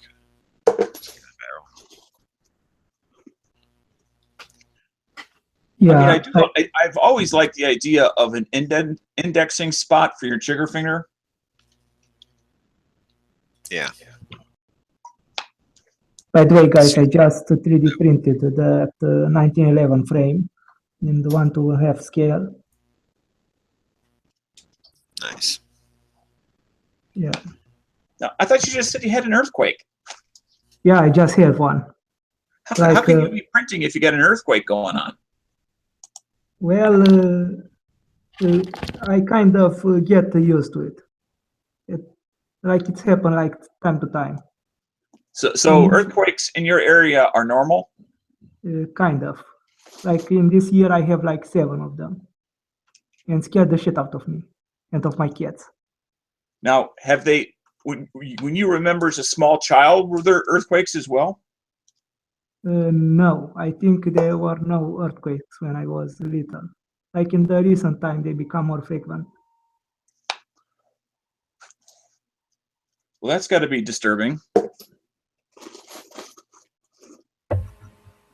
Yeah, I mean, if like in California, they have earthquakes all the time, and they have had them all the time for hundreds of years. But if you get them, let's say, the last 5-10 years, then that says there's something different happening in the earth where you live, and that's not good. You mean like in Oklahoma? Yeah. Yes. Where there are earthquakes. Now, granted, they're not, damaging earthquakes. I don't think they've even had one over like 6 on the Richter scale. But even still, the number of total earthquakes has gone way up. Yes. Well, the frequency has gone basically from about 0 to, and well, some of it's got to do with fracking and stuff too. It is. It's completely done with fracking because fracking. I forget what the other state was. There was another state that, they had X amount of earthquakes. Fracking started up there as well, and the earthquakes went up like 3 times. So now you got 3x earthquakes per year. And then this is one of those times where actually government regulations and stuff, they actually put a limit on, because what it is, it's them disposing of the wastewater, which is causing the problems. It's not the actual fracking itself. So they put in a thing of basically how much wastewater you can put in a certain area over a certain time and blah, blah, blah, whatever. There was all this like regulation stuff, which it was probably crappy. However, after that went into place, earthquakes went back down to like X level of earthquakes. Now there's still fracking there, so you had the number before they even started fracking to the number where they're fracking now is the same. It's just that middle part when they were dumping the wastewater, I'll call it irresponsibly, the number went up 3 times. Now that they're back down to, I don't know what they probably have to limit like how much in a certain area or whatever. I don't know what the things are. Yeah, but the earthquake Oklahoma does not have that, so they're still at their, like 3 times high level earthquakes. Yeah, I have like a 5.8, 5.8 earthquake in my area. Yeah, you'll feel that one, eh? Yeah, was a lot scarier because I have like everything start vibrating. Yeah, Usually, see, that's the thing with like the Richter scale. It's not it's not linear. So the difference between like a 4 and a 5 is not the same as the difference between an 8 and a 9. Like the difference between an 8 and a 9 is hugely different. A 4 and a 5 is not as much. And between like a 1 and a 3, those are the types of earthquakes you don't even feel. Yeah, this one I was like feeling it a lot because it was like half a minute of things that I usually get like worried when it's more than a minute.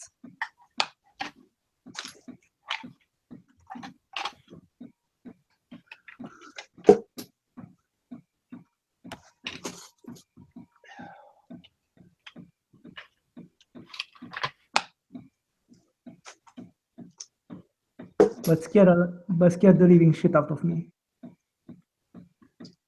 Yeah, I can see that if stuff's actually shaking and things are like, you know, falling off the shelves or falling off the walls or whatever. Well, no, nothing fall, so that was a plus.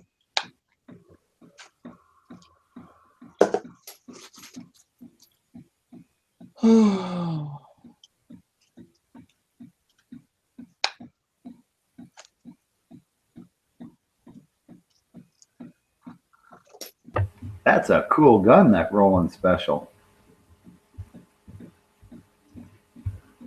Yeah. Looks pretty high speed, but at the same time, it's like, yeah, I just like it because it looks so badass. The tactical version of a race gun. Yeah. I mean, it looks bulky, but then when you think, well, that's only on a Glock 19, so they're pretty small and light. Yeah. I mean, if you get the right holster, I guess. I'll try to carry mine in the winter. Yeah, I could see it in the winter, or, you know, if you wore a duster all the time, like the cowboys used to.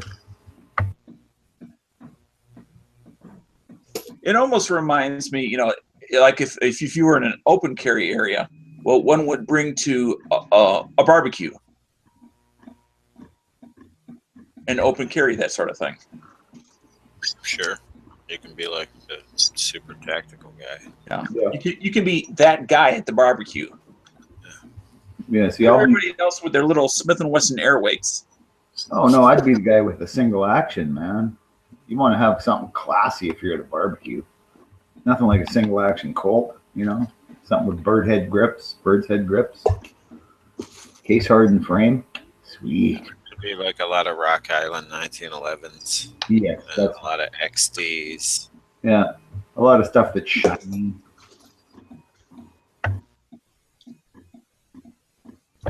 Barbecue guns are usually shiny, stainless steel. Something like You Yankee. got to go to an upper class barbecue for that. Though. Yeah, something like Yankee would carry. That's what they'd have it. That's a barbecue gun.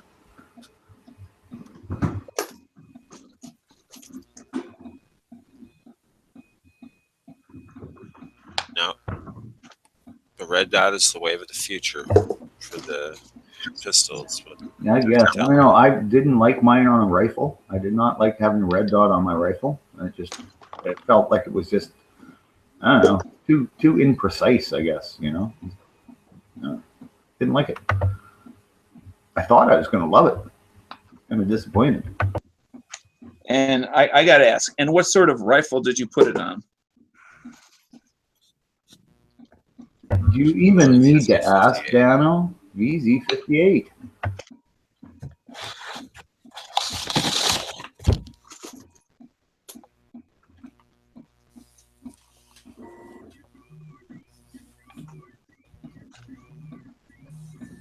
I like red dots on rifles. Yeah, I'm actually, like, I put a scope rail on my VZ. I'm taking it off because I just don't like it. Go back to open sights. I like them better.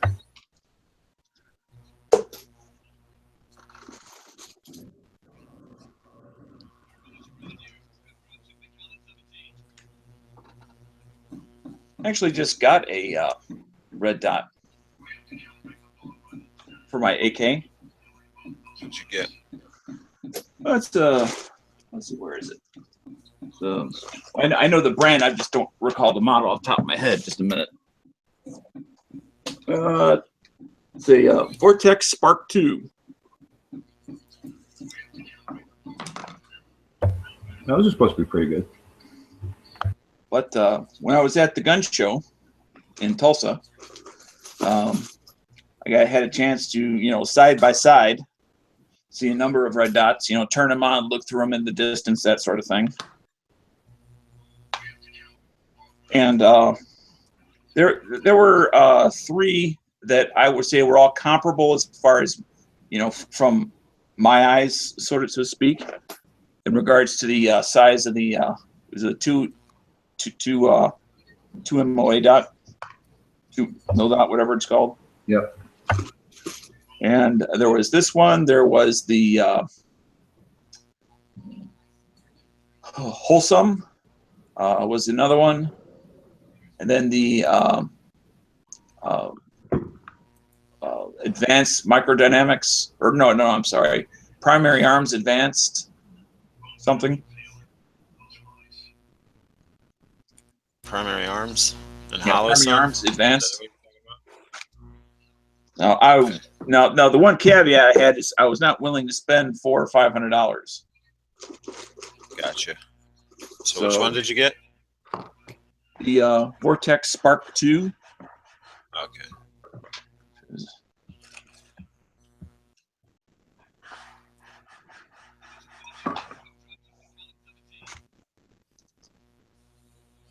Yeah, I never messed with them.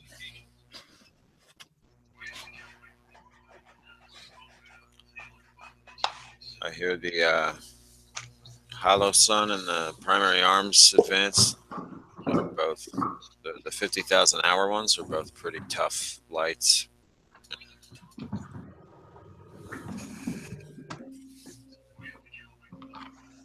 Pretty tough dots.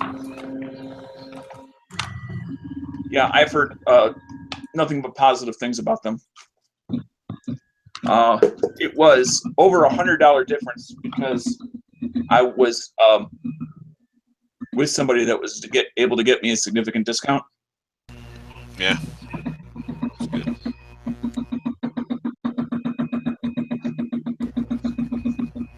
Yeah, I think Smeggy has that. Red dot.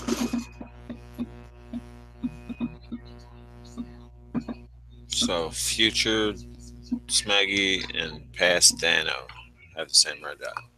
That's What do I have? That's another scary. clue. Another clue. You have a Vortex. Wait, red dot. I have a Vortex red dot, yeah. What kind? Yeah. Dano has a Vortex red dot. Is that the Spitfire or something? Or the Strike Fire? I forget what it's called. Just a red dot. Just a red dot. My dad's got the Vortex one that, although it is, like a red dot, it has like a reticle etched into it. So even if you don't turn it on, you still have like a circle. And then when it lights up, the circle lights up and a dot in the middle of the circle lights up. Is that like a? Cool. And I forget which one that one is too. Is that like a 1-to-4 scope? No, I don't have a scope. No. No, his, your dad's. Oh no, there's no magnification.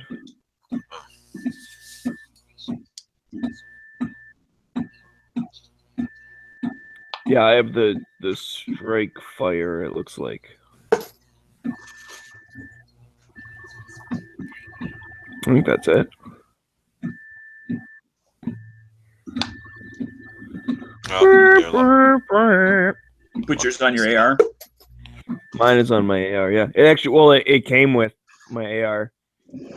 I didn't think I would have gone out of my way to get one, actually. But when I got my upper from Palmetto State Armory, they were running a deal with like the upper and a red dot, and it's like, what the price I thought was a good deal just for the upper. So the fact that there was, a red dot thrown in, then that was pretty cool. Yeah. It's part of the why not? Yeah, so I have the Strike Fire. So what the heck does my dad have?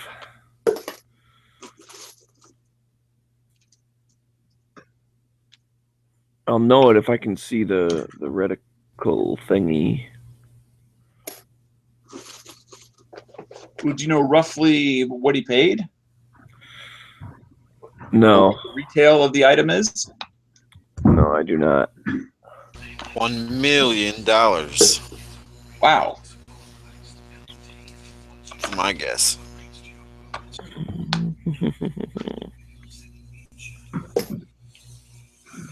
Oh, is it this Prism? Spitfire Prism scopes. Is that it? I don't know. It's cray. Have you shot your dad's? Yeah. And his on an AR as well? Yep.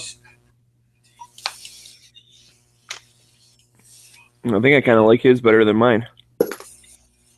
Well, just because I like the idea of having that, like those couple of rings, like that little reticle, right, no matter what. It does seem to make sense to have like a backup sight sort of thing.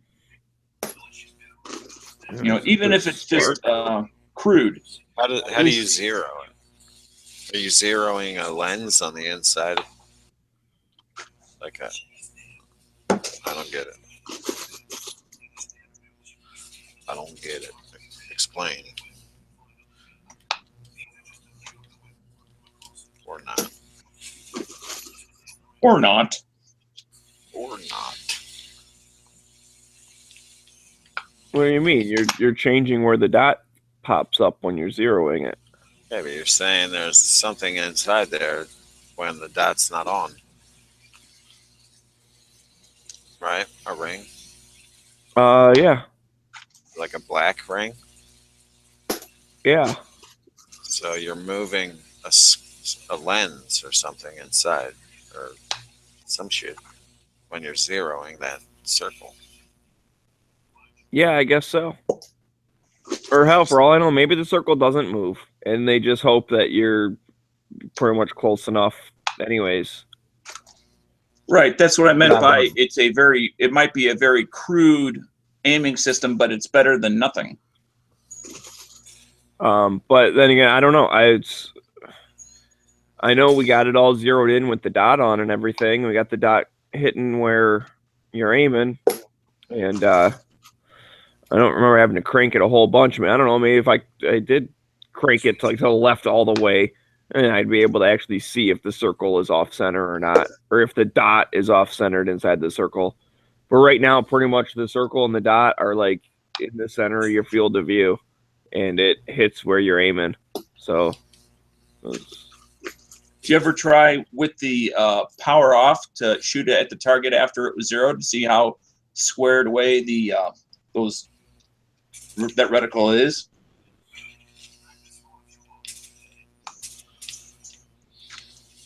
Not really. The thing is, when the power's off, there's no center, so it's just like a big circle. So it's really hard to kind of, you know, I guess it's probably designed for worst case scenario. You could use it like, you know, on a body size target, but you're not getting very precise.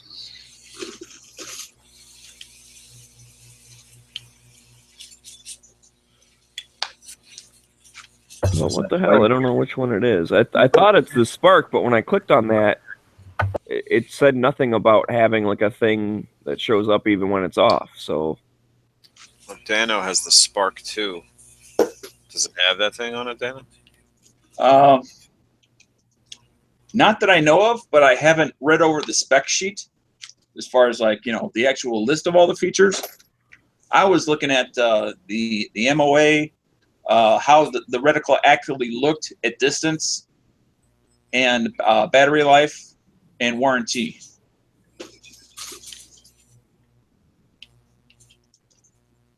And of course, water resistance rating, that sort of thing.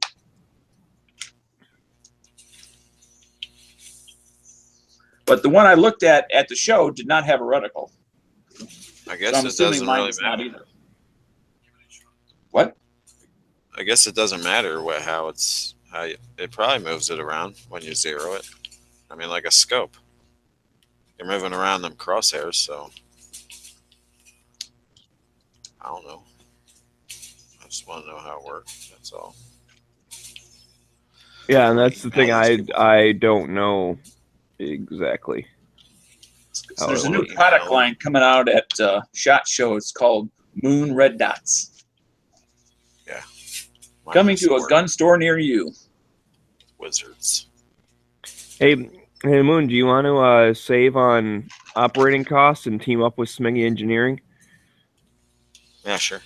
All right, cool. Because I'm coming out with a adjustable folding stock for AKs. Adjustable folding. Yeah, so it's like a triangle folder for an AK, but then it has adjustable length of pull. Because I think the length of pull of AKs is short, and I would feel more comfortable if it was longer. Like it would just fit better. It is built for his comfort. I'm already thinking outside of the box.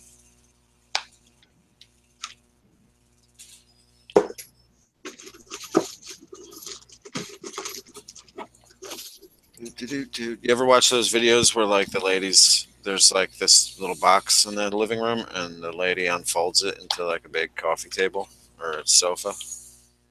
And you're like, holy shit. No. That's pretty cool. That's pretty sweet. It's like origami furniture. I don't know.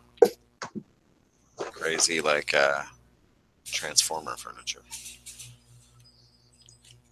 But you can do that with the stock by just flipping half of the stock. I don't know. Oh no, mine's way easier than that, dude. So what is it? Basically, like those little holes and the pegs like crutches have. Kind of, actually, but not really. Okay, so basically the triangle piece is always the same size or whatever, but there is like a butt pad piece that just has like, I'm going to call them 2 pegs that stick out from it that go into the triangle frame. So basically you unfold the triangle out, and then you can extend the butt pad out, whatever, a couple extra inches or 3 inches, I don't, depending on how much. That's what I got to work out at how much actual play you get. So then what shape is that? It's not a triangle anymore.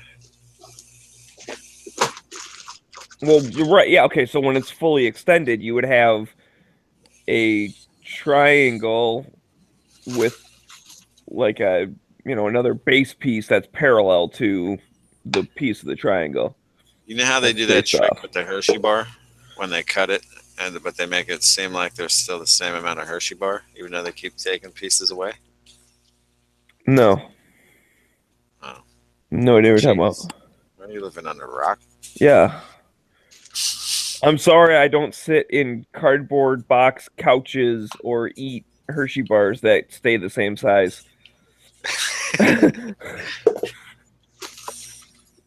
Oh, it's like a math trick. Remind me, or anyone else that you know, that if they decide to start reloading and they buy a bulk purchase of brass, to make sure they buy it deprimed. Okay. I don't know that I would ever, well, I won't say ever, but I'm not planning on buying brass because I've already been saving up quite a bit. And so I already have a lot of brass. So when I start reloading, I will just keep using that. I probably gave it, somewhere between 1,000 and 1,200 rounds to Foos. Literally just days prior to me getting into reloading myself. Yeah, Foos will do that to you. He's a jerk.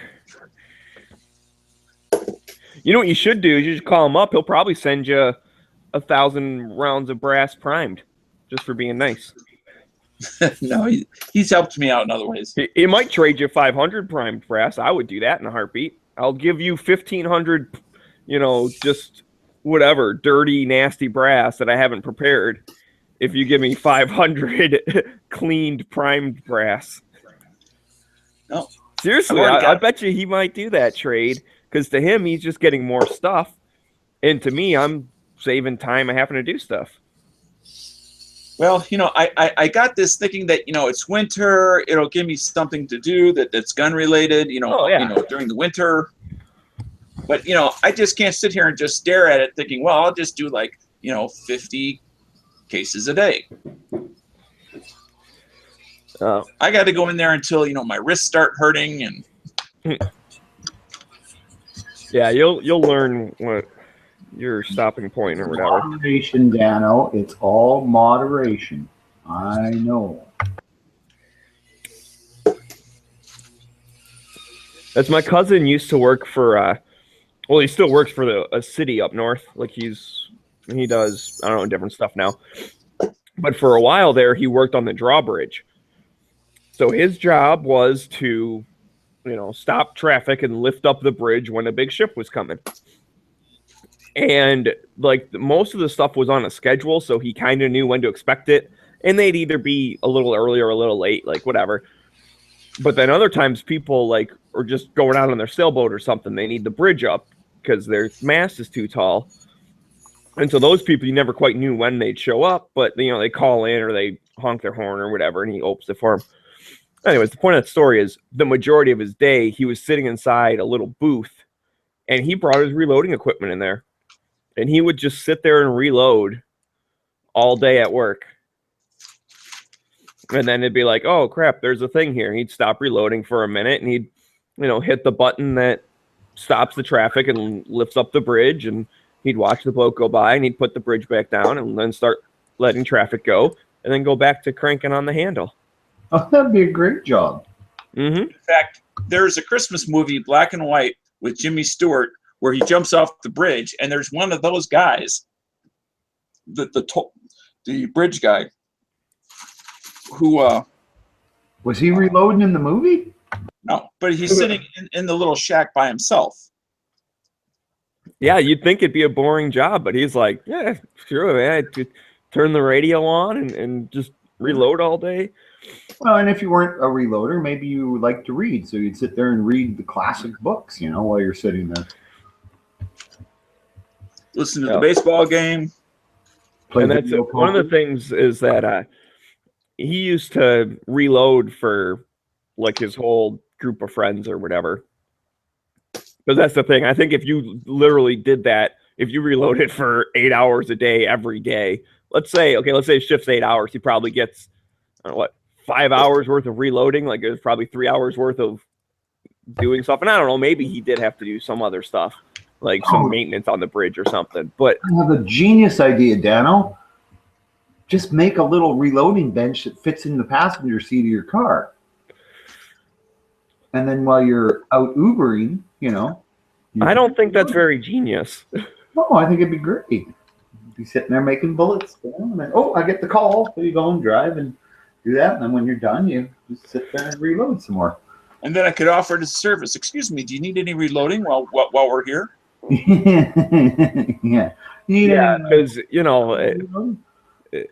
it's not like, powder would be falling all over the place or cases would be dropping or primers would be shooting off on the side or anything bouncing around. He's only going to be reloading when there's not people in the car.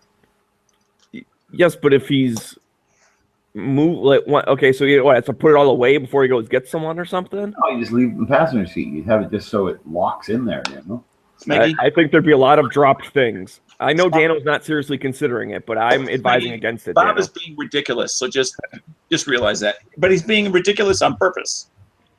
Well, yeah. Who the hell would reload in their car? I'm thinking somebody just like you. Now, a van, that's matter. You could have reloading set up in the back of a camper van or in a van. And if you do it down by the river, it's even better. Oh, yeah. Sitting by the river, just reloading ammo. Looking out the window at the water going by.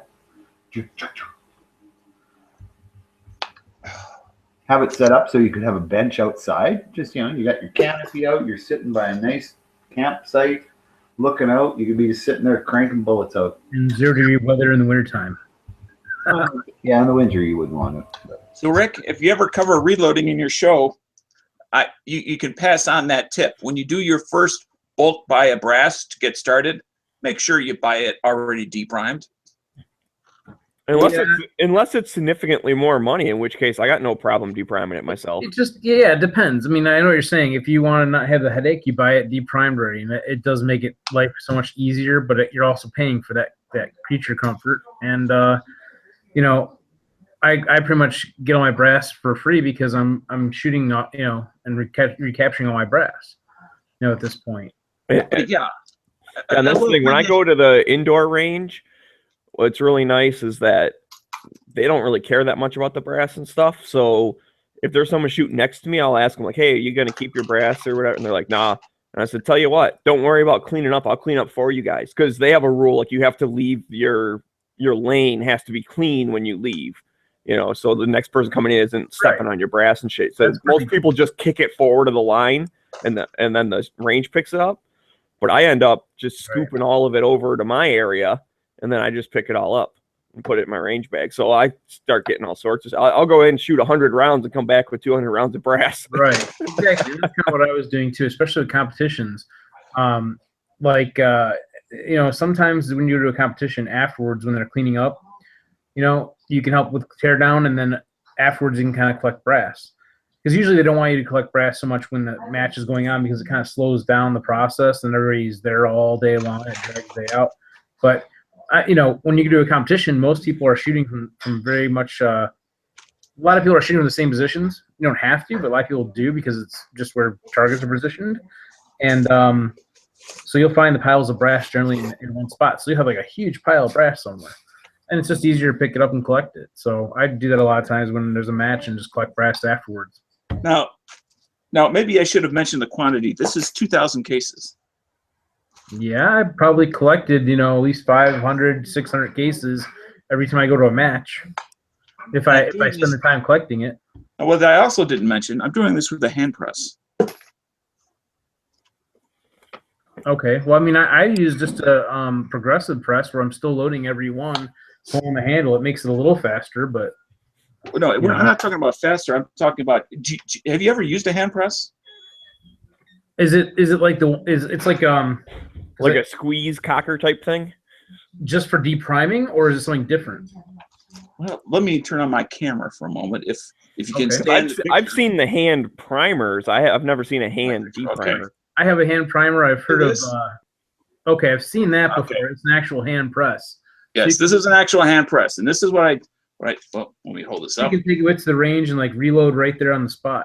Take a shell, put the shell in there, take this, bring the handle up, then I have to squeeze it together, pull it apart, because it doesn't want to pull apart, and then I have one deprimed shell.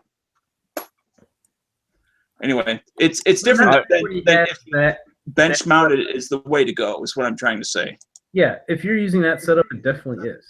Now, it still is a hassle if you're depriming it yourself regardless, but it's less of a hassle when you have, like a case feeder on a progressive press. I don't have a case feeder, but if you do, just drop them all in there in the hopper after you polish them and go through it and just have at it. Some people even set it up with their setup is you got the bullet feeder, you got the case feeder, and you have a trimmer that's already mounted on your press, so you can do it all in one operation. Deprime it, trim it, size it, all that stuff, and then fill it and load it and all that in one pull.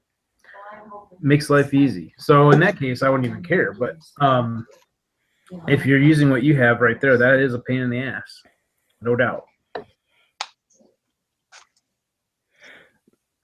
I'm saying, is that the only press you have? So do you actually load your bullets with that thing too?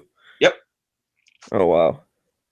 Yeah, I would say that your tip is more don't get a hand press than get the deprime thing, because I could see that being a pain in the ass when you're trying to. Right. So here's the thing though, Smeggy, that press is convenient in some cases if you don't have a lot of room to work with, or if you want to take it with you someplace. Like you want to reload right at the range, you're in a bolt action or something, you could do it right there on the spot.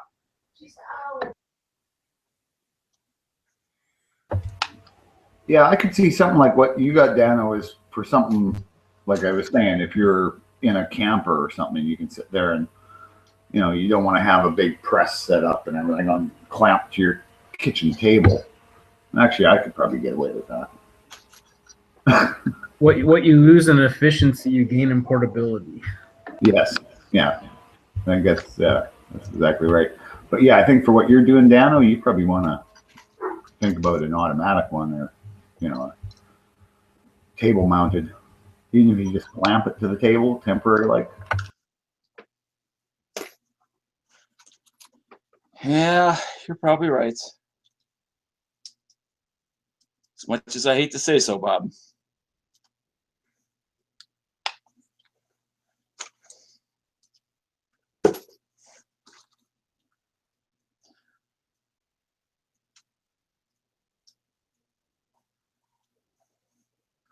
But one thing I really like about these Lee dies is how they have this self-locking collar for quick insert.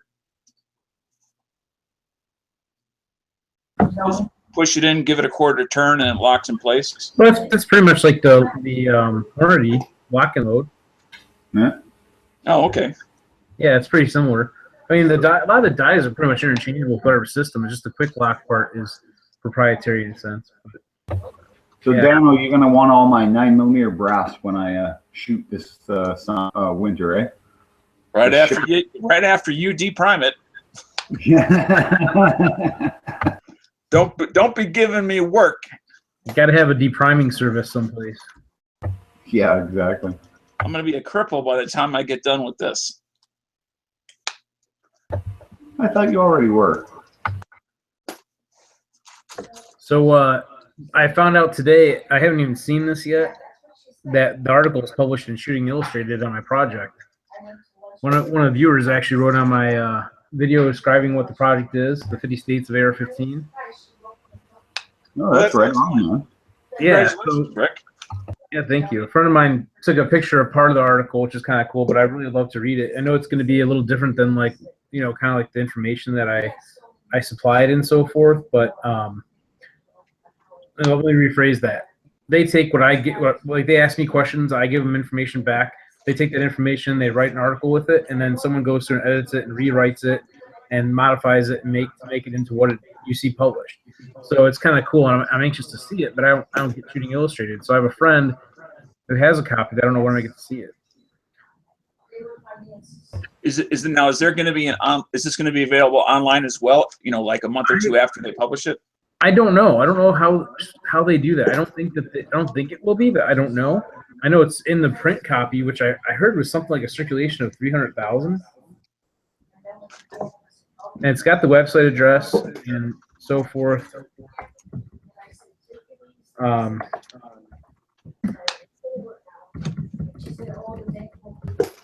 Yeah, that's really cool. So yeah, it's kind of a big deal for me. I'm excited about it. I also found out that my friends at MGS Firearms up in Wisconsin, they're having one of their rifles on display because they're manufacturing their rifles now at SHOT Show with the guys from Criterion Barrels, who actually makes a barrel profile specific for MGS. So I'm excited to go check that out and see their display and so forth. And we'll kind of see, but yeah, exciting stuff's happening. So I'm anxious to get to SHOT Show in a few more weeks from now and get some coverage of stuff. So you guys, if you have anything you want to see, let me know. I'll try to make a list, kind of, sort of. It's gonna be tough because there's almost, I want to say almost 1,900 vendors or something like that there. Is it going to be bigger than last year? Because last year was exhausting. I don't know. I'm not really sure. I don't know how many there were last year, but almost 1,900. When I say vendors, I should say manufacturers and displays and whatnot, because it's not. They don't really sell anything at SHOT Show unless you're making a deal at SHOT Show if you're a dealer. Yeah, purchase things, but that's different. So I'm just going to just to do coverage of the new stuff that's coming out, that and stuff like that, and meet with some of the companies that I've been working with for the 50 States project and so forth. Yeah, no, I really like that idea, your project. Yeah, I think I met you last year at SHOT Show. I think might have. I may have mentioned it last year because it was something it's been. Well, G-Web, yeah, it was with G-Web, so. Yep, I remember. Yeah. So yeah, this year is going to be pretty interesting. I think. What makes it difficult, Rick, is Bob is the kind of guy you want to forget. Oh, shut up, man. Oh, whatever. He's all right. I'm the short guy standing next to G-Web all the time. Yeah, he makes you look shorter than you are. Yeah. But yeah, I'm really stoked for it this year. I'm actually going to go to the party. I didn't make the big party last year that was at the motocross track that had the strippers because nobody told me there'd be strippers. Wait, what? What party are you talking about?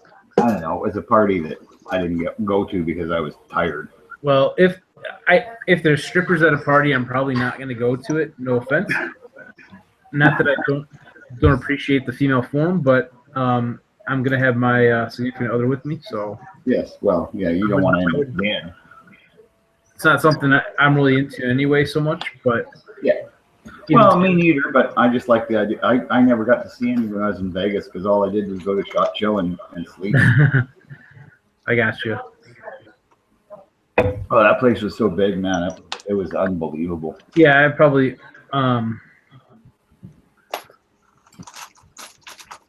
yeah, it was a lot of walking, that's for sure, and it's huge, and I'm looking forward to it. And yeah, and picked up a new camera for it too. Got the Canon T5i. Oh yeah. I use it all. I'll just my iPhone as usual. Yeah, I was using my phone last year for most all my pictures, and then just my little Canon Vixia camcorder, most everything. Which, you know, the thing is, you obviously, when you're doing the media stuff and you're there to film stuff, you want to get good quality, but you also want to have it very light because you're doing a lot of foot traffic, you know, walking everywhere. So a lot of people, when they're doing video, they're using their cell phones and so forth to do that. Like, I actually have a rig that should be coming pretty soon, hopefully, that you mount your cell phone into it, and you can put like a light on it or a microphone or whatever. Mm-hmm. And you know, there's a lot of those things out there, and the one that people were using that was, and again, I have to see what this looks like. This one I bought is about $20, but the ones that people were using was like the Monster Grip or something, I think it was called. I don't remember, but it was, you know, over $100 for this thing. I'm like, I can't spend $100 on a mount to put my camera. And even if it is cool and it's nice, it looks like it's a really durable, nice piece to use, and I'll be using it all the time. But I can't really spend that. I don't have it in my budget, especially with buying the Canon T5i. But I bought the Canon T5i because I want to get some high-quality photos, regardless of that SHOT Show or not, just for different projects that I'm working on, and try to up that quality if I can. No, for sure, yeah. And it also provides another camera to use for camera angles and so forth. You know. Yeah, that's right. I got a little GoPro that I plan on using for if I want to do shots from different angles, or you know, like media day. I'm really looking forward to is yeah, me too. It's my first one. Yeah, it's going to be a hoot. What lens do you have? Who? Rick. I'm sorry, I didn't quite hear your question. Well, what lens do you have? What lens? I have. I'm trying to think because I just got it, so I was playing around with it. It's the I want to say the one that came with it, but it's, I think, a 15 or 55 to 80 millimeter. I think, I don't know. 15 to 50, 18 to 55. 18 to 55, maybe. That might be it. You know what? I can tell you right now. Let me just pull up the specs because I had it on. If it came with it, it's the kit lens. What's that? If it came with the camera, it's probably the kit lens. The kit lens? Yep. I can tell you. Let me pull, because it actually came with a couple add-on like lenses to go over the front of it too. And I'm still learning all this stuff when it comes to camera, so I don't think because I bought a camera that I think is nice is that I know what I'm doing, because I'm still learning all of it. Mm-hmm. I'm gonna pull it up on Amazon and see what it is. I did buy it as like a package deal. Of course, like I knew going into it. Oh, I did also buy a I'm trying to look at what it is, a 50 millimeter lens. But yeah, the tripod that came with it was a piece of junk too, by the way, which I knew that going into it. So I bought it because I figured it comes with the kit, it's cheap enough. I'm gonna use it for the GoPro. That's it. It's not gonna be used for the DSLR because it's too much of a piece of crap. It's an 18 to 55 millimeter lens, and it comes with a 0.43x wide angle lens and a 2.2x telephoto lens that can go on the outside of the lens that it comes with. So still learning all this stuff, like I said.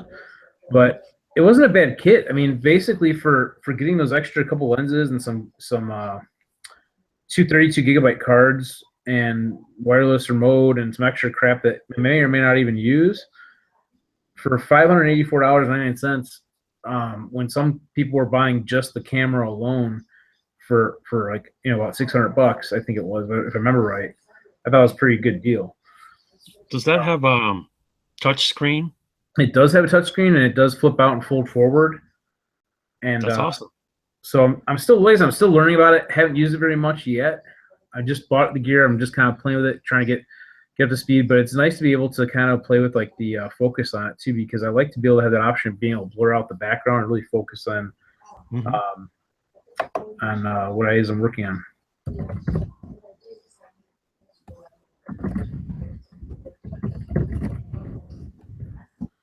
But yeah, so I also bought it for the idea that it can, I can do video with it as well. And the only downside of video with it is depending on how you use your mic setup. From what I understand, like the lens that I bought for it, was not. I bought an extra lens, the whatever I said, the 50 millimeter or whatever, 55 millimeter. That one is an aftermarket one, so the motor in it's kind of loud, much louder than like the Canon lens that it came with. So you probably would hear that on with like a shotgun mic they have mounted on the camera. But we'll see. I mean, I don't know how I'm going to run the stuff at SHOT Show. I think more than anything, I'm probably going to use my camcorder for doing interviews still, and use a wired mic possibly this time. And then, because I have that already, and have the shotgun mic on the DSLR as a backup too. I don't know. If you can, does that have a microphone output? I mean, a microphone input on that camera? Yes. Like, so you can actually on that T5i, you can run a external mic, and same with my Avixia too. I can run an external mic. So I have like the shotgun mic. That's what I was using last year at SHOT Show, just right on my camera. And people are like, "Oh, is that going to pick up the audio?" And the Takstar mic, it's a very inexpensive mic for around $35-40, something like that at most. And I was impressed with the quality of it. I even used it for I went to this pro-life thing back in 2015, and I was filming using a different Canon camera that I was provided with for the group that I was working with at the time. But we were doing an interview with presidential candidate Mike Huckabee, really fast in the hallway on the move. Never did one before, so it wasn't totally perfectly framed as far as the shot for filming. But I was looking at it, I'm like, to be on the move and trying to use a corded mic, that's not gonna friggin' work. So I'm using my shotgun mic, and the guys in the interview is like, "Are you gonna be able to pick up the audio?" I'm like, "I'm pretty sure it'll pick up the audio." And he was like, "Oh man, that thing actually picked up everything we were saying pretty well." I'm like, "Yeah, it's a nice mic for the money." Other people recommended it to me. That do the media stuff, like with YouTube channels and interviews and things, and for the price point, I can't beat it. Takstar mic. In fact, I bought a second one because the one at SHOT Show last year, I used it so much, I lost one of the screws out of it, and then I ended up one day. It still was fine. I was going to throw a screw in it; it would have worked just fine. But I had it mounted on my tripod. I think with my camera might have been on it too, so my camera might have fell. I knocked over my tripod and smashed the mic. The mic still works. The body of the mic's not broken, but the mount where the cold shoe adapter is, the plastic snapped and gave up. So that's I still have it around just for parts basically, or maybe even use it as a spare backup if I wanted to kind of rig it to mount it. But I bought a replacement because I was looking at it. I'm like, for the $35-40 for that mic, it's decent quality. If I want to buy a Rode mic, you listen to what other people are using. The Rode video mics and stuff, which are not bad, but you listen to audio quality, and it's not really that much better, especially with all the noise in the background at like a convention or something. It's not really worth the extra $50-60 to me. But I don't know. I don't have one, so I'm only going by what other people produce with their videos. I was looking at a wireless setup, and wireless setups are nice and convenient because you're not tripping over cords, but there's a drawback. You go to a convention, who knows what kind of signal interference you might have. Also, you need to have a second person to be able to hear the audio to make sure that you're actually getting the audio received. And any of these systems for wireless mics that I've heard always have their own like tone to them. Like not even just the microphone you use with it, but the actual like quality of the audio is different. It gets, you know, they just have their own tone to the system. Like the really cheap ones, they just like give you more of a low frequency tone to what you're saying, like your audio. It changes it. So I tried it with a couple different mics. The one cheap one I bought for like, you know, I want to say it was under $20 off Amazon just to play with it, but it's not very good. So I'm not going to use it really, you know, unless I absolutely had to for some reason. But I don't see any real reason. Backup. What's that? A backup. You just it's just a backup. Worst case scenario. I don't have anything else to use. I drop something or break it, but I've started getting like old camera equipment in a sense, like not like buying old stuff, but just accumulating old stuff that I've had laying around. Like I had an old digital camera, not a DSLR, just a little digital camera, but it does 720p. Is it awesome for video? No, it does 30 frames a second, 720p. It's a Sony, I don't know if it's a Cyberlink or what the hell it's called, but it gives you another camera angle. If you want to sit on the ground, it's not worth a lot. If it gets smashed, I'm not going to cry over it because old piece of crap that uses like, you can only do like 20 minutes of, I think, of video at most. And so I used it actually when I was filming the, out at the Range 385, we were doing a little thing with the Harley dealership. So I was filming, they're riding some motorcycles around the shop, around the gun store or the range. And I set one down on the curb. I set this little camera down the curb. I didn't have the GoPro at the time, which I don't even have a GoPro. I have a GoPro knockoff. Bought one for like $50. It actually works pretty decent. $50. I'm like, damn. I used it as a dash cam at one point, and it's decent enough to get like, if I want to do one of those scenes where the high speed driving to some place, like you just take the, 20-minute ride and you condense it down to like.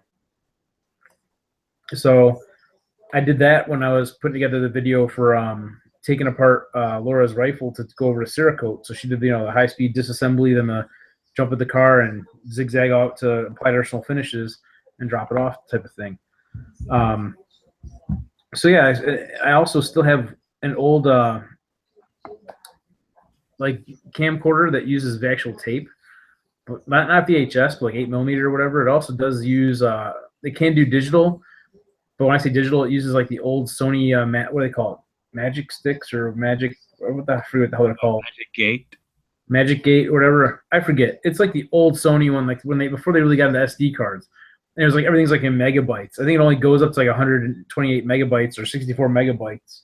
So the video quality is really crap. But the one cool thing about it is you can have night vision in it. So you can do like the green night vision with it.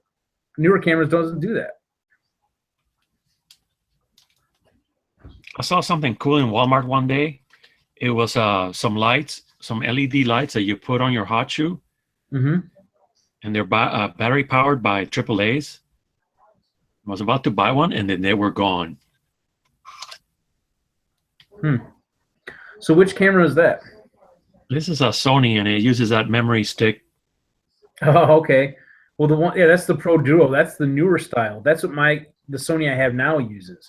But I have a Samsung camcorder that uses the previous version of those cards. Yeah, the one that's longer and looks like a stick of gum. Exactly. Just about like if you took it and cut off a quarter of the stick of gum.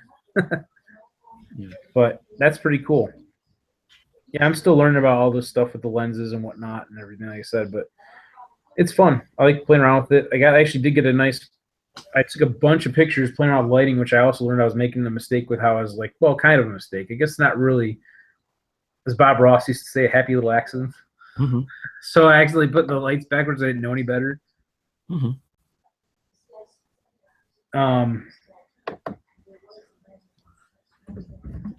The best thing is to get a 35mm lens with an aperture of 1.8 or 2. A 35mm? Huh? You said a 35mm lens? 35mm. And what are the benefits to using that? Because it will give you video so you can blur things in the background. And it's very fast. So you can bump down your ISO so it will be nicer quality video. Because You said it's a 35 millimeter. See, what is the? I don't really understand the numbers very well, honestly. I'm just curious. I'm still learning this stuff, but the smaller the number, the wider the coverage. So that's 18, and then you get closer to normal, and then telephoto you get smaller and smaller the amount of things you see. So like, sorry, Like 8 millimeter would be wide angle, so you get a lot. So it's a wide angle lens basically to Wide go angle 35 millimeter. A 35 millimeter, because you have a crop format sensor. Okay. It'll be close to 50, and 50 is normal vision, like what you see regular every day. Okay. I'm just kind of looking a little bit because I know from my understanding, it'll use the EF or EFS mount lenses. Yeah. And I like Nikon because I got old lenses from the 70s and farther back that I can put on them. Really? I wonder how, Canon, as far as what they can offer, as far as like, what fits and what doesn't. That's what I'm curious about. You can also get adapters for it, but you'll lose the autofocus features, and you're going to have to put it on aperture priority because you'll be shooting it manually. I have a lot of stuff to learn about this stuff. Yeah, I'm just kind of looking at some of the lens options on this, and I'm like, for like the knockoff lens, that's a 35 millimeter. This is a 28, and as you close it down, it gets smaller and smaller. The hole, the less light gets in. The bigger the hole, the more light comes in. This goes up. This is 2.8. But there are lenses, affordable ones that are 35. You can go into 1.8. And that's when you get blurry backgrounds, what they call bokeh. This is an old 28 millimeter Nikon. I got free. Cool. From a friend. That's very cool. And you can put that on a film camera or a digital. Some. That's really neat. Because, yeah, so out of curiosity, I know I've heard different adapters for like the same company, like Canon, like older ones. You get an adapter to fit like a newer one, whatever. But can you adapt any of the other manufacturers' lenses?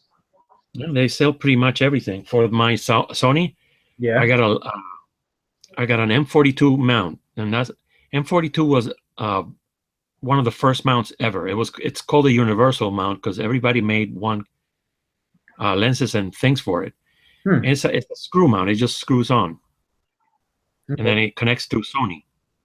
So I can use old lenses in my Sony, but I have to go into aperture priority and I tell it how small or how it's manual lens. Okay. It's a little bit complicated. That's pretty cool. Like I said, when I came into this this is my first DSLR or anything that has removable lenses like that, and I'm like kind of lost in a sense, but that's why I went with recommendations that other people who do kind of the thing that I want to do and doing had recommended, and I think it's a good recommendation, but I'm trying to learn. Like I said, I keep saying it many times, but I came to this not knowing anything about lenses and what they, what the numbers mean as far as like what kind of picture they'll produce and things like that, and what's good, what's bad, what will work for what I want to do. Learning the lighting stuff. There's like all this stuff to learn. So it's like taking the gun thing and then adding this whole other hobby on top of it to do both media and this. So Canon is awesome. I would have had Canon, but I have all the Nikon lenses around. Gotcha. But I have Canon. I have an SX120. I have a little pocket ELPH. I have a Canon EOS M. Cool. Of course, it's now every cable that I have in my room wants to attach itself to this. Yeah. This is a Canon EOS M, and it has a 32 2.0, but this mount is different than your mount. Mm-hmm. But I can put an EOS M to EOS your camera adapter, and I can use some. But I just got this because it was affordable. That's pretty new, isn't it? Huh? That one's pretty new, isn't it? That model? Well, this is the model before the current model, and it didn't sell well. No. Because it's very slow. Okay. But for the kind of stuff that I shoot, it is not that important. What do you film? Or take photos of? I was taking pictures mostly of car shows and things like that. Okay. If I go to a museum, things that are not moving. Right. So it was recommended to me to get that that lens. The what I say it was. I'll tell you in a second because I'll pull up my history because I'm gonna mess it all up. Mm-hmm. I want to say it was the 55, but I'm gonna check and be more accurate. They'd probably say 50. It's a 50 millimeter. Yeah, it was like 50. It actually was $50. That's why I was thinking that. So it was a young Nuo, like some. We have seen it. What's that? Thought about it. Didn't hear you. I thought about it, getting one of those if they ever make a Nikon one, but yeah, I like I said, I looked at it because it was like $51 basically delivered. But I think you'd get more life out of the 35 than the 50 because the 50 will close in. It's like a close-up lens. See, I was and the 35. It would be good for like doing videos, like for doing my interviews and stuff, to get a 50 millimeter lens. It's like a portrait lens.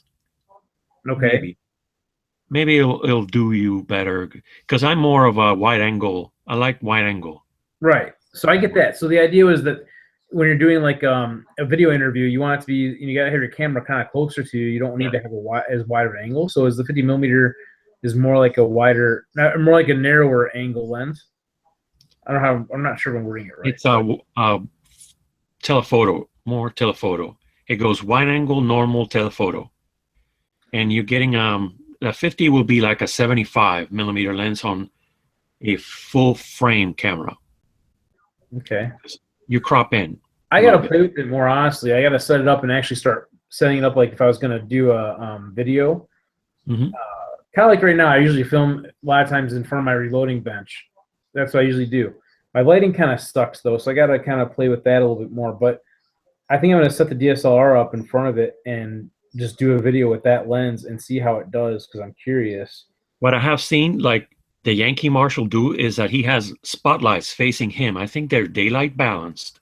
Okay. That's how he gets the light on him that wraps around. I think he has like 4 lights set up pointing at him.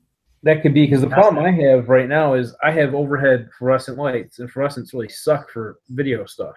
Yep. So it shadows out my face, or if I take a hat off, then I have like like the whole glowing baldness. So that's why I was looking at like to try to balance that out to add some lights in front of me. And I have these 2 I could use. That I haven't basically I started using them for photos and whatnot, but I haven't used them for actual video work yet, I don't think. Another idea is to go to Home Depot and get one of those lamps that you clamp on things.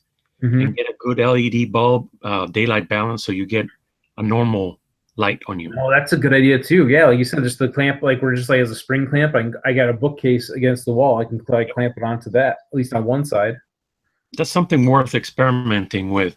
Something that will get something with a frosty look, so that your shadows are not harsh. Gotcha. You don't want it to be really sharp light. You want it to be more of a softer light.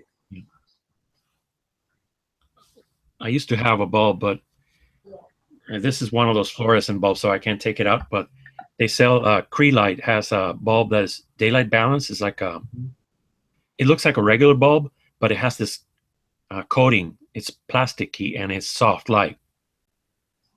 It's a little pricey. I think it was $15. Hey, what are your thoughts on this too? Like I've seen some people have recommended getting going to Home Depot, buying the Husky LED panel lights that like. It's like a work light. You put it comes with a stand. You set it up, and it has like 3 panels of LED lights. Mm-hmm. I think it's like 6,000 watt or whatever. The problem is that they will also, they're not daylight. They might not be daylight balance, Okay. and they have their own temperature. It will be like blue light. Okay. And I don't know if you're you can color correct for that. That's what I was gonna say. Like, would the color correction be in my camera or in my software? It's probably on your camera first, unless you're shooting what it's like raw. I don't know what they call it on video, but they have this. I just found that this software is DaVinci Resolve. It's free. If you have a computer that has good horsepower, okay, it's great for video. So if you're shooting different things, you can color balance so they look better. And I think it's like some sort of editor.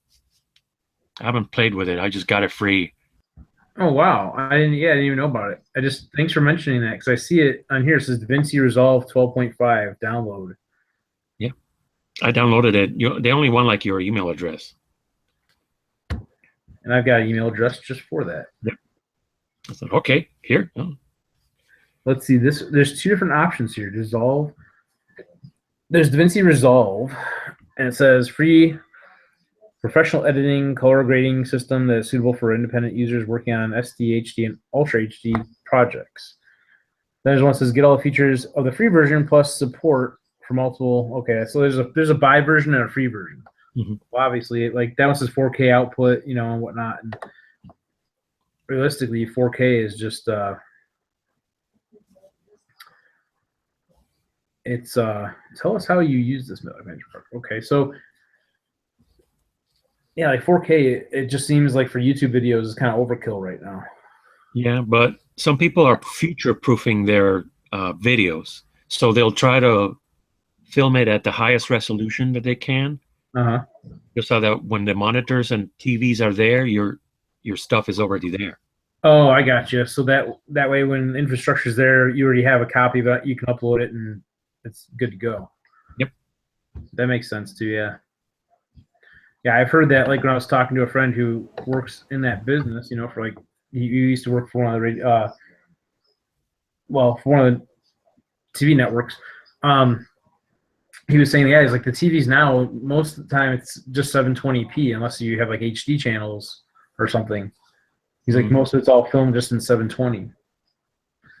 I was like, oh, really? That's kind of interesting. I would think TV would be the best quality you can get, pretty much, Yep. So that's really good software. I follow a guy on YouTube. His channel is The Art of Photography. Mm-hmm. He talks about that stuff because he also has to do interviews and things like that for his show. Okay. So he posts a lot of information, including the link to that free software. Ted Forbes from Texas.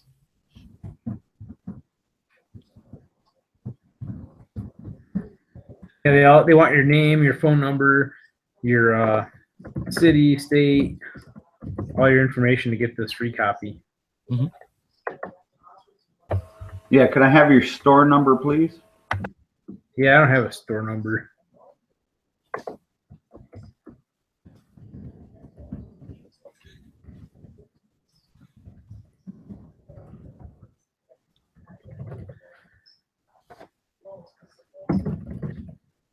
I'm like, how do you use the software? I'm just put video editing.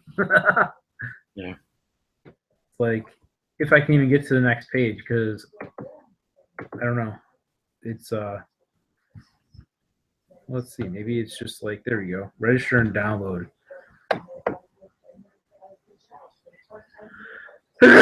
Excuse me.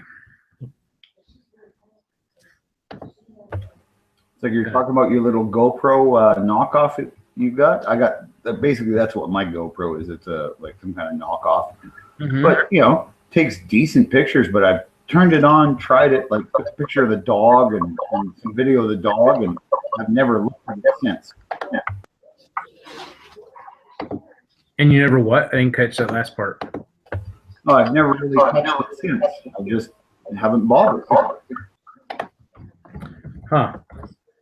Well, one of the things I used it for obviously is for filming the shooting stuff, but I was blowing up a pumpkin with a shotgun, and I want to put it kind of close. I'm not as worried if I do screw up and shoot it. I'm not going to cry like I would with a GoPro that costs $300-400 or whatever. I can't spend that. I'm not like these big YouTube channels that make the money that you can buy a couple GoPros a month off of your earnings. Yeah, that doesn't happen. And some high-speed cameras. Right. Some of those, the cheapest high-speed cameras, I think I want to say was like the Egertronic that I've been seeing that people are using. But that thing costs like, I want to say like $3,500 or $5,000 or something. Oh, yeah, they're terrible expensive. I mean, it makes an awesome video. I keep a little Polaroid from Sony, and if I'm going to get somewhere close to, I'll use it. Like, I think years ago, an old camera I kind of didn't care about.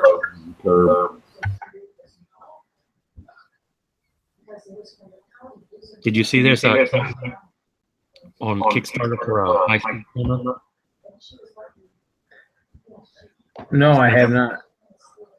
I mean, I saw one at one point, but I don't know if it's the same one. And I thought it was something else, like the Egertronic or something. I can't remember anymore.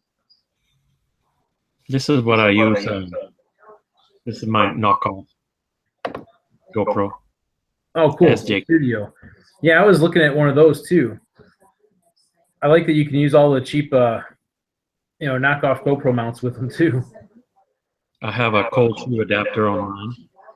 Oh, cool. So I can put it on top of my camera. And so I have stills and. That's cool.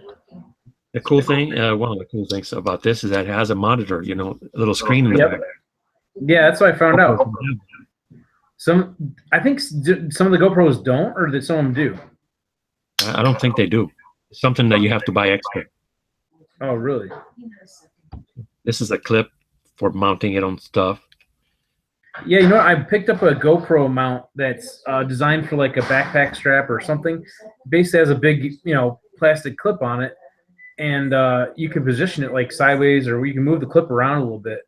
And it's kind of neat because I'm like, I can clip it on my backpack or my, whatever range bag where I'm carrying around with me if I want to have video on me all the time. In fact, I used it when I was doing the laser tag video that I posted up. I just brought that with me in my pocket, and we went out to play laser tag. I was just wearing a button-down shirt. I clipped it on my shirt. I didn't know what the vest would be like or what it would be like, so I just figured, it gives me an option. Of course, it did bounce around on my shirt a bit, depending on what I was doing, but it was cool. This one tends to droop down. Oh, okay. But the hot screw thing works, and these are cheap on eBay. That is cool. It's just a regular screw with a couple of things that tighten up. So I can put it on my belt too and clamp it down. Yeah, I like the fact for $50 it came with all these different mounts, and it was water proof quote. And I figured for that kind of money, it's worth the gamble. Give the GoPro manufacturers a run for their money. Oh yeah, it makes them work harder and put out a better product. That's what I say. That sounds great. I got that one off a recommendation from a YouTuber. His name is Techmo. What's his name? Techmo. Okay. He's a from Manchester. That's a lot of great video. Oh snap! I didn't even realize that you could do that. Yeah, this mount that I bought that I'm waiting to get is pretty slick. I might end up using this a lot at SHOT Show. I'll put a link up in the external chat in a second. But for $20, it gives you the two cold shoe adapters, and I didn't realize you could also mount it sideways on the not just like it has a threaded insert, I guess, on both ends of it and on the bottom. So you can mount this thing sideways. So if you have to film like with your smartphone, like some people have to do vertically, you know, if you're doing like a Facebook Live or something where it requires it and you can't put it sideways, it gives you the option to be able to mount it in a tripod as well. So I'm gonna go ahead and put that out in the external chat so you guys can see what it is I'm talking about. But it's here we go. Let's put an Amazon link out there. Let's see.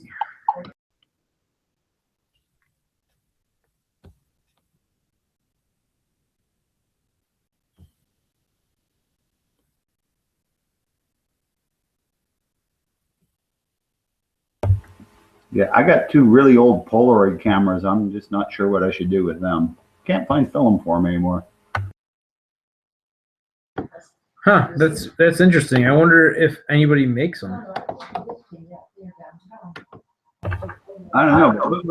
Those were expensive cameras at one time. There are people called the Impossible Project, and they make Polaroid film using Polaroid machines. They're trying to get as close to the formula as possible, but they're still working on it. Oh, that's cool. Expensive though. Yeah. Well, I still got my mom's old 8mm camera and projector and everything because she made a whole pile of home movies back in the 60s and 70s. And Kodak's still making film. Yeah.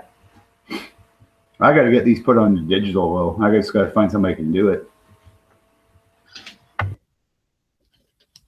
Because, you know, these films are getting to be, 50 years old.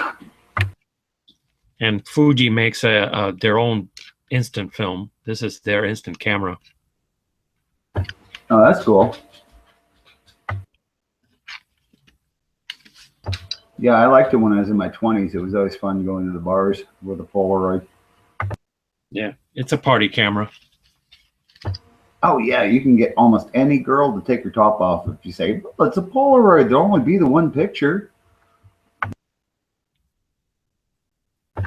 Click, click, click, click. Uh-huh.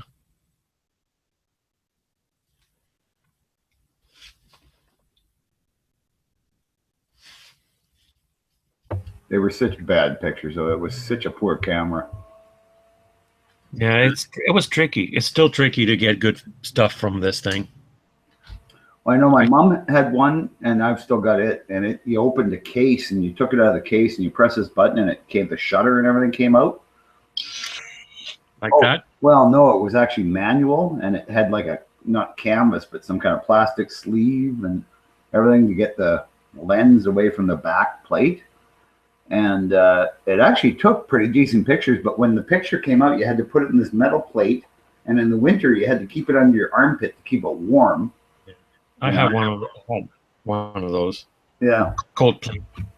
Yeah, but yeah, it did not bad. Well, I got to run because I got to get stuff done before I get ready for my show at 9 o'clock. So, all right, man. So you guys take care. If you want to check it out, youtube.com/BigGunner81. Mm-hmm. Also, yeah, BigGunner81 on Facebook and Instagram and all that good stuff. And of course, BigGunner81.com. So. Oh, you bet. I always watch you on the Gun Channel. I appreciate it. Yes, and gunchannels.com/BigGunner81 also. So take care, guys. We'll talk to you later. All right. Take care, man. And thanks for the info too, by the way, Raphael. Hope I help.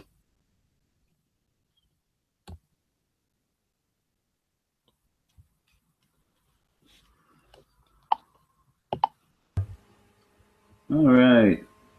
Well, what are we going to talk about now? I'm gonna keep the cat sleeping here. Yeah, my dog just came in from outside. You know, for a dog that like lived its whole life in the desert, because he was 3 when I got him in Tucson, he loves snow. Like he'll go out there and roll around in it and then just lay down in the snow and go to sleep. And it's like 20 below out. But he's a really furry dog. Like his breed, supposedly he's an Anatolian Shepherd, which is supposed to be a Turkish mountain dog. So that's probably why he's so big. But yeah, he's supposed to herd goats and guard them from wolves. I have a Siamese cat. He's lazy. Oh yes, Siamese cats are fun though because they're way smarter than regular cats. I had one. He was a genius. He would fetch. Wow. Oh, it was amazing.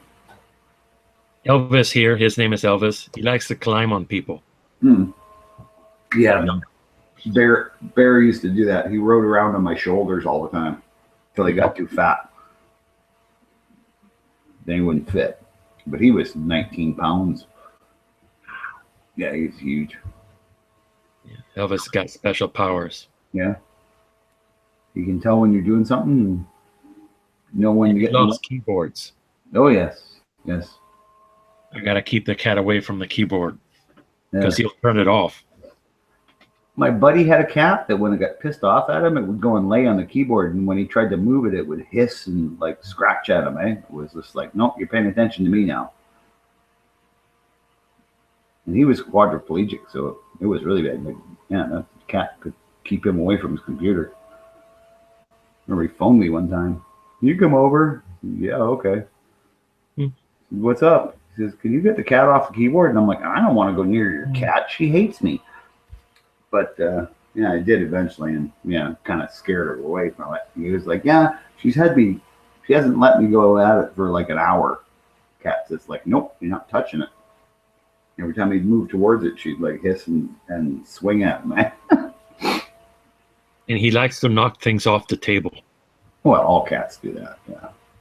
Like, oh, see, he just moved the computer here. Yeah. Oh yeah, yeah.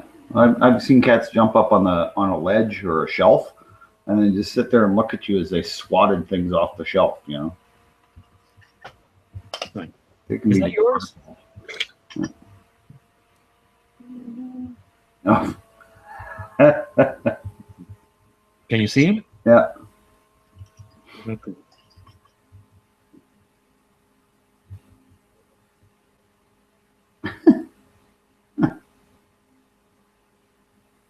I'm sleeping. Yep. Well, it's good when they're sleeping, then they're not in trouble. Mm-hmm. But the only time. But yeah, cats are in. We're about to get in trouble. Yeah. You might wake up. Well, my cats were allowed on my deck because it was all fenced in, and they had a 6 foot, about 6 foot climbing pole with platforms on it. And I had 4 cats that were siblings. I think there's 3 boys and 1 girl, and they're from the same litter. And I'd put catnip on top of the post, and they would climb up there and then just fight to get on top of the post, you know. And the one that was on top would be like covering all the catnip and like trying to keep the other cats off. My wife, well, my ex-wife now, but we used to sit on the deck for hours and watch these cats fight over the catnip. It was better entertainment than any TV. Yeah.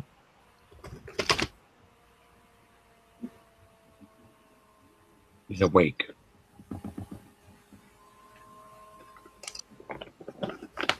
Meow. My dog's half asleep. Meow. Uh-oh.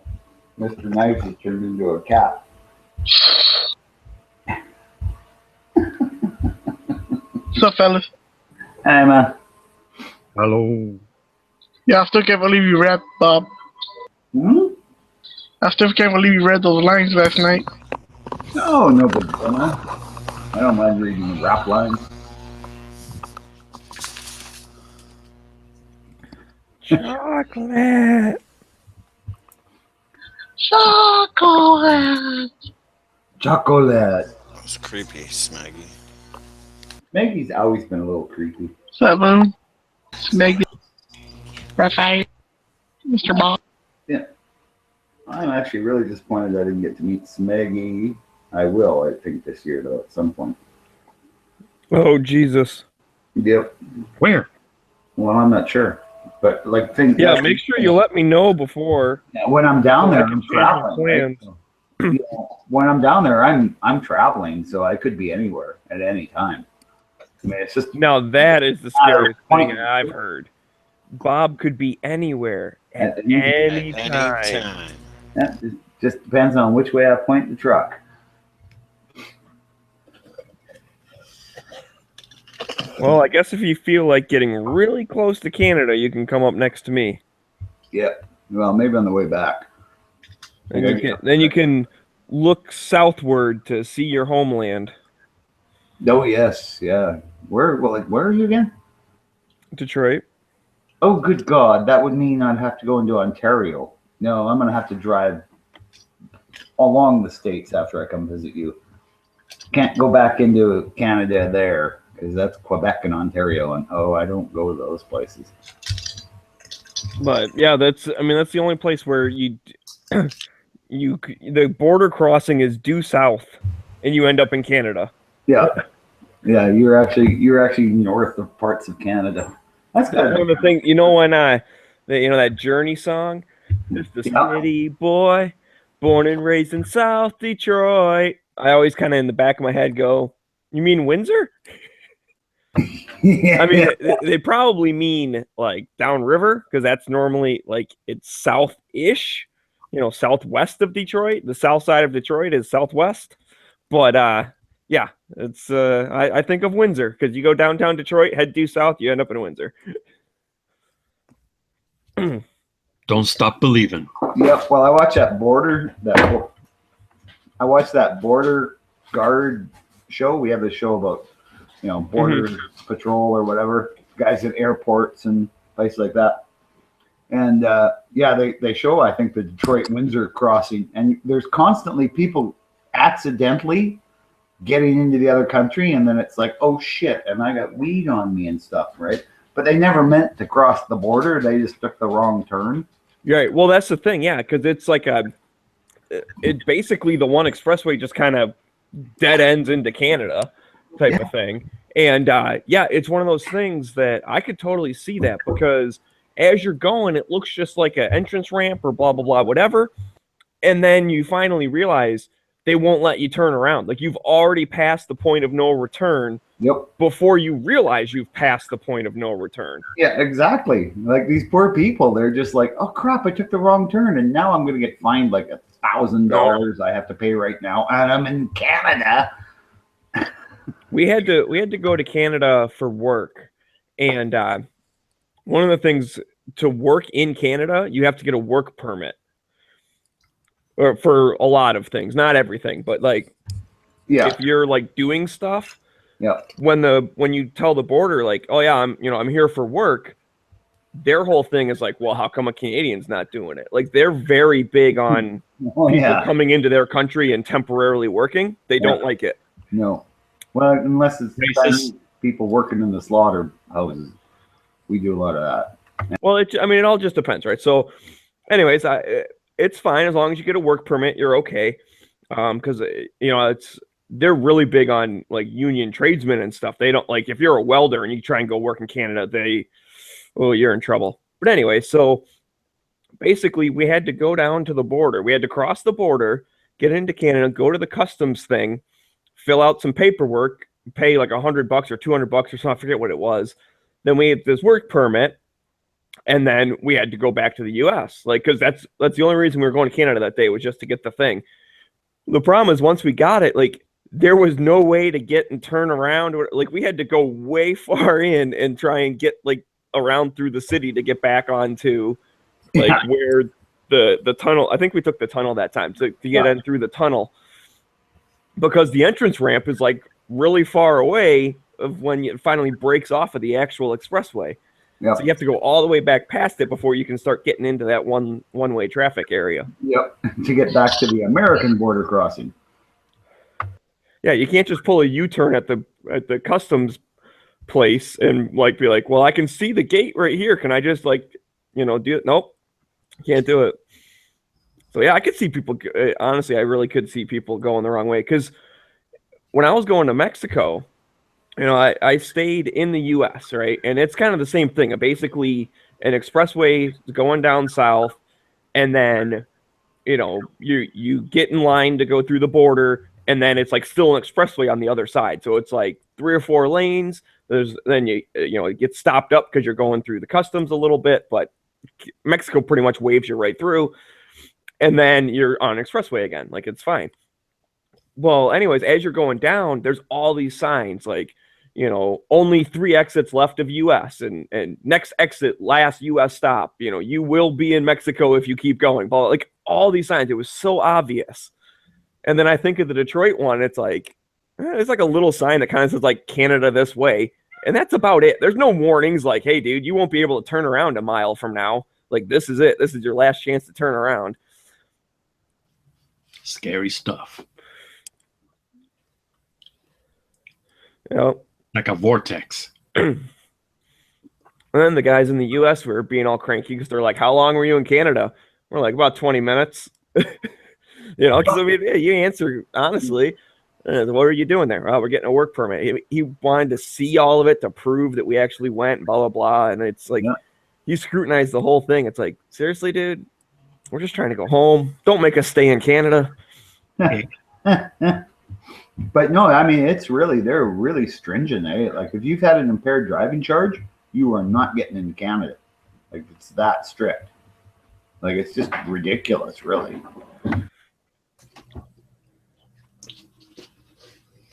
Because when I was younger, I used to go to rodeos in Rugby, North Dakota, and Minot. And, like, literally, they would wave us through the border crossing. I mean, it was just like, oh, you're going to the rodeo? Okay. And they just give you a wave, I mean, it was just... Well, that was like going to Mexico. You pull up to this thing, and you stop for a second. They have cameras like a little further up, so I think they take a picture of your license plate and probably can see in your car or whatever. And then when you get to the thing, it either turns green or red. So you sit there for like half a second. It blinks green, you drive straight through. If it blinks red, you pull off to the side. I had to do that a couple times. And every time they walked up and said, oh, blah, blah, blah, I'm like, I don't speak Spanish. And I realized after the first time, they just want to like look in the back. I had an SUV.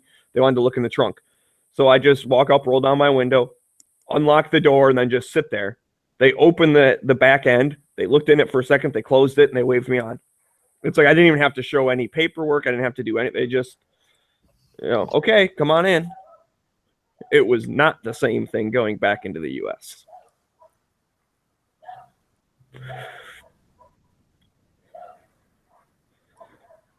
They're looking for contraband. Yeah, I guess so. I just had like my work bag and stuff, and it's like they didn't even go through my bag or anything. They just opened up the back and saw that it had like a bag, and I had a box with like a couple instruments and stuff in it for work. And they saw that and just closed it.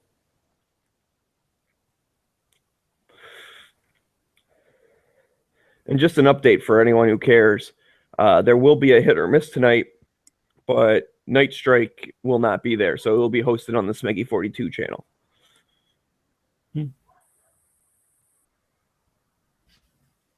Cool. So we got that all figured out. There was a little confusion earlier because originally we might not have done it. And then because I was going to be out of town and stuff. And I think he wasn't feeling well earlier also. And he wasn't sure if he was up to it. But anyways, I found out like a little bit before my flight. I was supposed to leave this afternoon. They were like, oh, hey, they're not ready. So fly out Thursday. I'm like, really? I was like just about to check in and pay for my luggage and all that shit. And now I got to change my flight.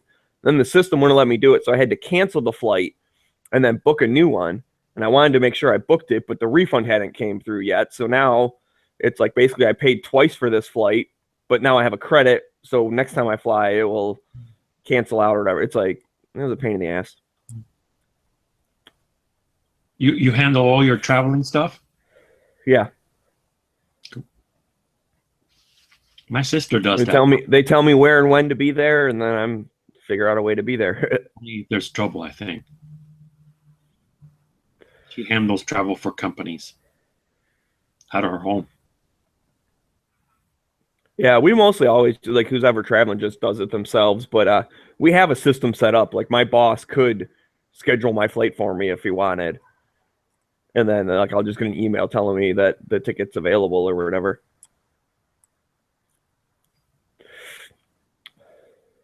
And sometimes they'll do that. If like a bunch of people are going, he'll just like book everyone's and be like, there you go. You guys are all set. We're all on the same flight. They're just like, hey, I'm leaving on Wednesday. You should also. And then we just set it up ourselves.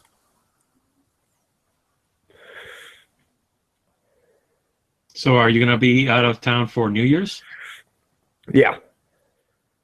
I'm probably going to be working my longest day that day. Because unfortunately, exactly what I was worried about, I mentioned it before, is that we're doing about 3 weeks worth of work in 1 week. Yep. And now that we're losing, at least from my point, like there's the people are still out there working, like they're still building the stuff and everything, but just my part of it, I'm now losing 2 days worth of work. So when I get there on Thursday, it's just gonna be playing catch up. It's gonna be a madhouse. So, and they're running production on the 2nd, so everything has to be up and running and be good, not just like turn it on and then you have to like fine tune it and set it and make adjustments and do all that shit. And normally if we're doing like a full paint booth from start to finish, it's, if you want a comfortable pace, then you do it in a week. You can do it in 2 or 3 days per booth, but we have to do 3 booths in 2 or 3 days. So I don't know how the hell we're going to get a booth done in 1 day.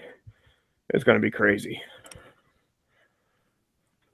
Well, they'll be probably working on 3 different booths at the same time. Well, yeah, we're doing work on the Prime system, and then they have 2 color booths, and we're doing work on each of those as well. So the Prime and both color booths are all getting redone.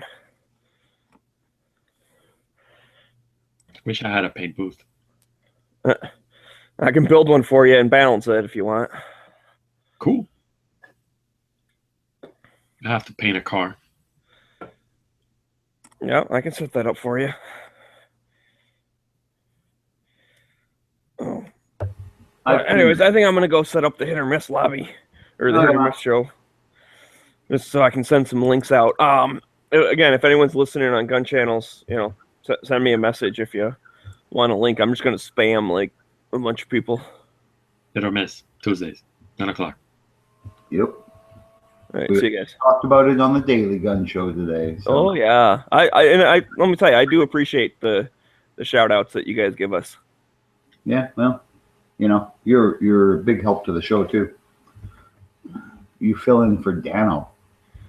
I try. I was off my game a little bit at first, but I started channeling his groove a little bit later. You did. You were doing really good later. Yeah. I set Z up for a T-ball on the hot shot. So Z, what does that make? I forget whoever won. What does that make him? Yeah, tactical hot shot of the day. Yep. Hell, I've filled in for all of you except for G-Webs. Yep. Like I've been Bob, I've been Z, and I've been Dano. Being Z was fun because I got to say hot shot. Yeah. Oh, I could not fill in for him. I could not fill in for Z. I tried to do the hot shot thing, and it was just like bad. I think I got it right once out of the whole 2 weeks or whatever it was. I tried to be as knowledgeable as him about the movie of the day, but I did not do well on that part. I did fail that. He's watched a lot of movies. Yeah. Yeah, he must have a boring life if he gets to watch all those movies. Yeah, he lives in Hawaii. And here's the thing. I watch movies. I just don't remember that kind of crap. Like, oh, so-and-so was in this, that, or the other. It's like, I don't remember who people are. I don't know. Oh, I know. Same with me. Like, I couldn't tell you who was in a movie. Oh, yeah, it was good. There was a girl. There was a guy. There was explosions. Who were the actors? And if I lived in Hawaii, I wouldn't watch any movies. I'd be outside. Yeah. Yeah, the outside is your movies. But yeah, I had a friend. She was just amazing at remembering like actors and stuff. And we used to play this game where basically like one person names an actor, then the next person has to name a movie they were in, and then the next person has to name somebody else in that movie, and so on, right? Yeah. And I think we did. If you couldn't remember, you had to take a drink or whatever. Like it kind of started as a drinking game, but we would just play it like, for the fun of it sometimes. And it's like, I hated it. I was like, oh my god, you guys are doing this again. Like I'm gonna go in the other room or whatever. Like at a party or something. Like, I'm gonna leave because I don't want to play. And she was amazing. I don't think she ever got stumped. Yeah, I have my ex-wife was like that. She had a Trivial Pursuit game, but it was Trivial Pursuit about the Beatles. Wow. Yeah, and it was just like all these obscure facts, like what was so-and-so's mother's maiden name. Oh. Awesome. Pink's got his lobby up. So now I'm definitely going to shut mine down because All right. just jump into that one. You betcha, man. All right, cool. See you guys. Let's do it this time together.